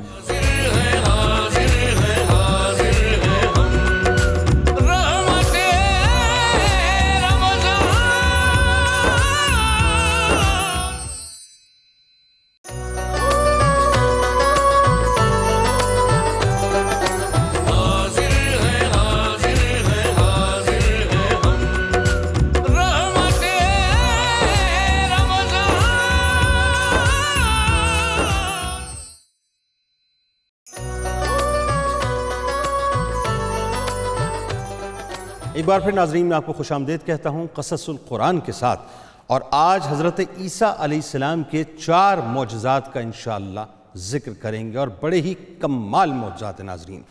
حضرت عیسیٰ علیہ السلام نے بنی اسرائیل کے سامنے اپنی نبوت اور معجزات کا اظہار کرتے ہوئے یہ فرمایا، جو کہ قرآن مجید کی سورہ آل عمران میں مذکور ہے، اور وہ بنی اسرائیل کی طرف رسول ہوگا، ان سے کہے گا کہ بے شک میں تمہارے پاس تمہارے رب کی جانب سے ایک نشانی لے کر آیا ہوں، میں تمہارے لیے مٹی سے پرندے کی شکل جیسا ایک پتلا بناتا ہوں، پھر میں اس میں پھونک مارتا ہوں، سو وہ اللہ کے حکم سے فوراً اڑنے والا پرندہ ہو جاتا ہے، اور میں مادرزاد اندھے اور سفید داغ والے کو شفا یاب کرتا ہوں، اور میں اللہ کے حکم سے مردے کو زندہ کر دیتا ہوں، اور جو کچھ تم کھا کر آئے ہو اور جو کچھ تم اپنے گھروں میں جمع کرتے ہو میں تمہیں وہ سب کچھ بتا دیتا ہوں، بے شک اس میں تمہارے لیے نشانی ہے اگر تم ایمان رکھتے ہو۔ اس خطاب میں ناظرین حضرت عیسیٰ علیہ السلام نے اپنے 4 معجزات کا اعلان فرمایا ہے۔ پہلا، مٹی کے پرند بنا کر اس میں پھونک مار کر ان کو اڑا دینا۔ دوسرا، مادرزاد اندھے اور کوڑی کے مریضوں کو شفا عطا کرنا۔ تیسرا، مردوں کو زندہ کرنا۔ اور چوتھا، جو کچھ کھایا اور جو کچھ گھروں میں چھپا کر رکھا اس کی خبر دینا۔ اب ان معجزات کی ناظرین تفصیل کچھ اس انداز سے ہے، یعنی سب سے پہلے میں آپ کو بتاتا ہوں کہ جو مٹی کے پرند بنا کر آپ اڑاتے تھے وہ کیسے ہوتا تھا۔ جب بنی اسرائیل نے ناظرین یہ معجزہ طلب کیا کہ مٹی کا پرند بنا کر اڑا دیجئے، تو حضرت عیسیٰ علیہ السلام نے مٹی کے چمگادڑ بنا کر اس کو اڑا دیا۔ حضرت عیسیٰ علیہ السلام نے پرندوں میں سے چمگادڑ کو کیوں منتخب کیا؟ آپ ذرا اگلی بات سنیے گا کہ پرندوں میں سب سے بڑھ کر مکمل اور عجیب و غریب یہی پرندہ ہے۔ اب کیوں عجیب و غریب ہے یہ میں آپ کو آگے بتاتا ہوں، کیونکہ آدمی کی طرح ایک تو اس کے دانت ہوتے ہیں۔ جب آپ چمگادڑ پہ غور کریں گے نا ناظرین، جس وقت چمگادڑ ہنستا ہے تو آپ کو محسوس ہوگا اس کے دانت جو ہیں، یعنی جو اس کے سامنے کے دانت ہیں، بالکل آدمیوں جیسے ہوتے ہیں، اور یہ آدمی کی طرح ہنستا ہے۔ کیسی عجیب سی بات ہے ناظرین، یعنی جس طرح انسان ہنسا کرتا ہے، چمگادڑ کو اللہ تعالیٰ نے یہ وصف دیا ہے کہ وہ انسانوں کی طرح ہنسا کرتا ہے، اور یہ بغیر پروں کے اپنے بازوؤں پہ اڑتا ہے۔ اس وقت آپ اسکرین پہ دیکھ رہے ہوں گے، اس کے پر نہیں، یہ جو اڑ رہا ہے ناظرین یہ بنیادی طور پر اپنے بازوؤں پہ اڑ رہا ہے، اور یہ پرندہ جانوروں کی طرح بچے بھی جنتا ہے۔ روایت ہے کہ جب تک چمگادڑ بنی اسرائیل کے سامنے رہتے تو وہ اس وقت تک اڑتے رہتے تھے، اور جیسے ہی وہ چمگادڑ بنی اسرائیل کی نظروں سے اوجھل ہو جاتے تو گر کر مر جایا کرتے تھے۔ یہ ایسا اس لیے ہوتا ناظرین تاکہ خدا کے پیدا کیے گئے اور بندہ خدا کے پیدا کیے گئے پرندوں میں فرق اور امتیاز مکمل طور پہ واضح ہو۔ یعنی یہاں پر اللہ تبارک و تعالیٰ نے یہ بتلایا ہے کہ میں خالق ہوں، میں جس کو پیدا کرتا ہوں ظاہر ہے میں اس کو موت دیتا ہوں، لیکن جب میرا بندہ پیدا کرے گا تو پھر اختیار میرا ہی ہے۔ دوسری بات ناظرین، مادرزاد اندھوں کو آپ شفا دیتے تھے۔ روایت ہے کہ حضرت موسیٰ علیہ السلام کی دعا سے ایک دن میں 50 اندھوں اور 50 کوڑیوں کو اس شرط پر شفا ملتی تھی کہ وہ ایمان لائیں گے۔ اور تیسرا معجزہ آپ کا، روایت ہے کہ حضرت عیسیٰ علیہ السلام نے 4 مردوں کو زندہ فرمایا۔ اس کی تفصیل میں آپ کو بتلاتا ہوں۔ پہلا جو مردہ تھا آزر اپنے دوست کو، دوسرا ناظرین ایک بڑھیا کے لڑکا تھا اس کو آپ نے زندہ کیا، تیسرا ایک عشر وصول کرنے والے کی لڑکی کو، اور چوتھا سام بن نوح علیہ السلام۔ اب اس کی تفصیل ناظرین یوں ملتی ہے کہ یہ حضرت عیسیٰ علیہ السلام کا ایک مخلص دوست تھا جس کا نام آزر تھا۔ جب ان کا انتقال ہونے لگا تو ان کی بہن نے آپ کے پاس قاصد بھیجا کہ آپ کے دوست کا آخری وقت ہے۔ اس وقت حضرت عیسیٰ علیہ السلام اپنے دوست سے 3 دن کے مسافت پر تھے۔ آزر کے انتقال اور دفن کے 3 دن بعد حضرت عیسیٰ علیہ السلام وہاں پہنچے اور آزر کی قبر کے پاس تشریف لے گئے اور آزر کو پکارا تو وہ زندہ ہو کر اپنی قبر سے باہر نکل آیا، اور وہ برسوں زندہ رہا یہاں تک کہ وہ صاحب اولاد بھی ہوا۔ اسی طرح سے ناظرین ایک بڑھیا تھی، اس کا ایک بیٹا تھا، یعنی اس کا جو بیٹا تھا وہ فوت ہو گیا، اور لوگ اس کا جنازہ اٹھا کر اس کو دفن کرنے کے لیے لے کے جا رہے تھے۔ کیسی عجیب سی بات ہے ناظرین، یعنی انسان کا انتقال ہو چکا ہے، اب اس کی تدفین کا سلسلہ ہے، اس کا جنازہ اٹھ چکا ہے اور جنازہ لے کے جا رہے ہیں۔ اچانک حضرت عیسیٰ علیہ السلام کا ادھر سے گزر ہوا تو اس خاتون نے عیسیٰ علیہ السلام سے درخواست کی کہ آپ دعا فرمائیں کہ میرا بیٹا زندہ ہو جائے۔ حضرت عیسیٰ علیہ السلام کی دعا سے وہ لڑکا زندہ ہو کر جنازے سے اٹھ بیٹھا۔ کیا ہوا ناظرین؟ وہ زندہ ہوا، جنازے سے اٹھ بیٹھا، اور کپڑا پہن کر چارپائی اٹھائے ہوئے، اپنی چارپائی جس کے اوپر اس کا جنازہ جا رہا تھا اسی چارپائی کو اس نے اپنے کندھوں پر اٹھایا، اور اس کے بعد وہ گھر کی طرف چلا گیا، اور روایتیں بتاتی ہیں کہ مدتوں زندہ رہا اور وہ بھی صاحب اولاد ہوا۔ اس کے بعد ناظرین ایک عاشر تھا، اس کی بیٹی تھی، یعنی ایک چنگی وصول کرنے والا تھا، اس کی بیٹی فوت ہو گئی۔ اس کی موت کے ایک دن بعد حضرت عیسیٰ علیہ السلام کی دعا سے وہ زندہ ہو گئی اور بہت عرصے تک وہ بھی زندہ رہی اور اس کے بھی کئی بچے ہوئے۔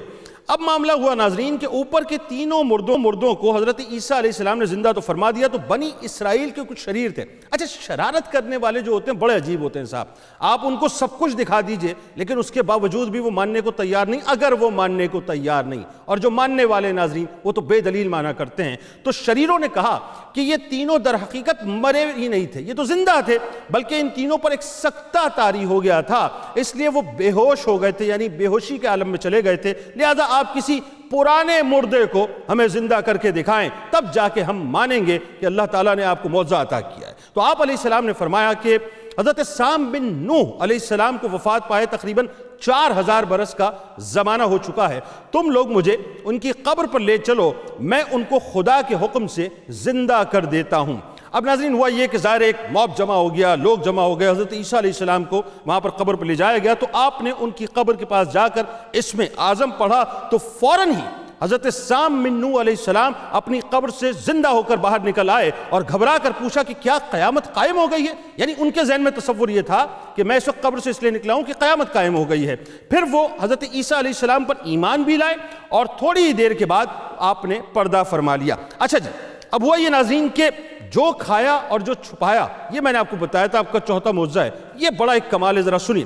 حدیث شریف میں ہے کہ حضرت عیسیٰ علیہ السلام اپنے مکتب میں بنی اسرائیل کے بچوں کو ان کے ماں باپ کے متعلق جو کچھ وہ کھاتے تھے اور جو کچھ وہ گھروں میں چھپایا کرتے تھے وہ سب کچھ بتا دیا کرتے تھے، اور بچے گھر پر جا کر اپنے والدین کو سب کچھ بتا دیا کرتے تھے، یعنی جو کچھ حضرت عیسیٰ علیہ السلام کو معلوم ہوتا آپ وہ سب کچھ بتا دیتے، بھائی تمہارے گھر میں آج کیا کھایا گیا ہے، فلاں کو بتاتے تمہارے گھر میں کیا کھایا ہے، فلاں کو بتاتے تمہارے گھر میں آج تمہارے والدین نے تم نے یہ کھایا ہے اور تمہارے گھروں کے اندر یہ چھپا ہوا ہے۔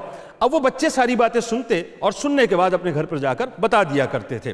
ہوا یہ ناظرین، جب والدین نے بچوں سے دریافت کیا کہ تمہیں ان سب باتوں کی خبر کیسے ہو جاتی ہے، یعنی تمہیں کون اس کی خبر دیتا ہے، تو بچوں نے بتا دیا کہ ہمیں حضرت عیسیٰ علیہ السلام مکتب میں سب کچھ بتا دیا کرتے ہیں۔ یہ سن کر ماں باپ نے بچوں کو مکتب جانے سے روک دیا اور کہا کہ حضرت عیسیٰ علیہ السلام معاذ اللہ ثم معاذ اللہ جادوگر ہیں۔ جب حضرت عیسیٰ علیہ السلام بچوں کی تلاش میں بستی کے اندر داخل ہوئے تو بنی اسرائیل نے اپنے بچوں کو ایک مکان کے اندر چھپا دیا۔ اب اس کے بعد ناظرین کیا ہوا، ذرا توجہ سے سنیے گا۔ اس کے بعد حضرت عیسیٰ علیہ السلام کو یہ کہہ دیا کہ بچے تو یہاں پر نہیں ہیں۔ تو شریروں نے جب یہ کہا ناظرین کہ یہاں نہیں ہیں، تو حضرت عیسیٰ علیہ السلام نے پھر سوال کیا کہ گھر کے اندر پھر کون ہے؟ اب جواب جو انہوں نے دیا وہ جواب ایسا تھا کہ اس کے بعد جو ہوا وہ سننے والی بات ہے، اس سے روح کانپ جاتی ہے۔ جواب شریروں نے یہ دیا کہ گھر کے اندر تو سور ہیں، سور بند ہیں، یعنی سور ہیں، بندر ہیں، یہ کہہ کر انہوں نے جواب دے دیا۔ آپ نے کہا اچھا اگر سور ہیں تو پھر سور ہی ہوں گے۔ چنانچہ ناظرین لوگوں نے اس کے بعد مکان کا دروازہ جیسے ہی مکان کا دروازہ کھولا تو مکان میں سور ہی نکلے۔ اس بات کا بنی اسرائیل چرچا ہو گیا اور بنی اسرائیل نے غیظ و غضب میں آ کر آپ کو قتل کرنے کا منصوبہ بنا لیا۔ اب اس کے بعد کیا ہوا ناظرین وہ انشاءاللہ اگلے کسی پروگرام میں آپ کو بتاؤں گا، کیونکہ اس میں ایک اور عقدہ کھلے گا کہ جو کچھ بھی آپ کے خلاف سازشیں ہوئی تھیں، کیا معاذ اللہ آپ کو قتل کر دیا گیا یا آپ آسمانوں کی جانب اٹھا لیے گئے، کیا ہوا، یہ انشاءاللہ پھر کسی دن آپ کو اس واقعے میں بتاؤں گا۔ تب تک کے لیے مجھے اجازت دیجیے، کل انشاءاللہ زندگی رہی تو آپ سے افطار میں شام 5 بجے پاکستانی وقت کے مطابق دوبارہ ملاقات ہوگی۔ اس دعا، اس امید، اس یقین کے ساتھ اجازت دیں کہ اللہ تعالیٰ آپ کا، ہمارا، ہم سب کا حامی و ناصر ہو۔ اللہ حافظ۔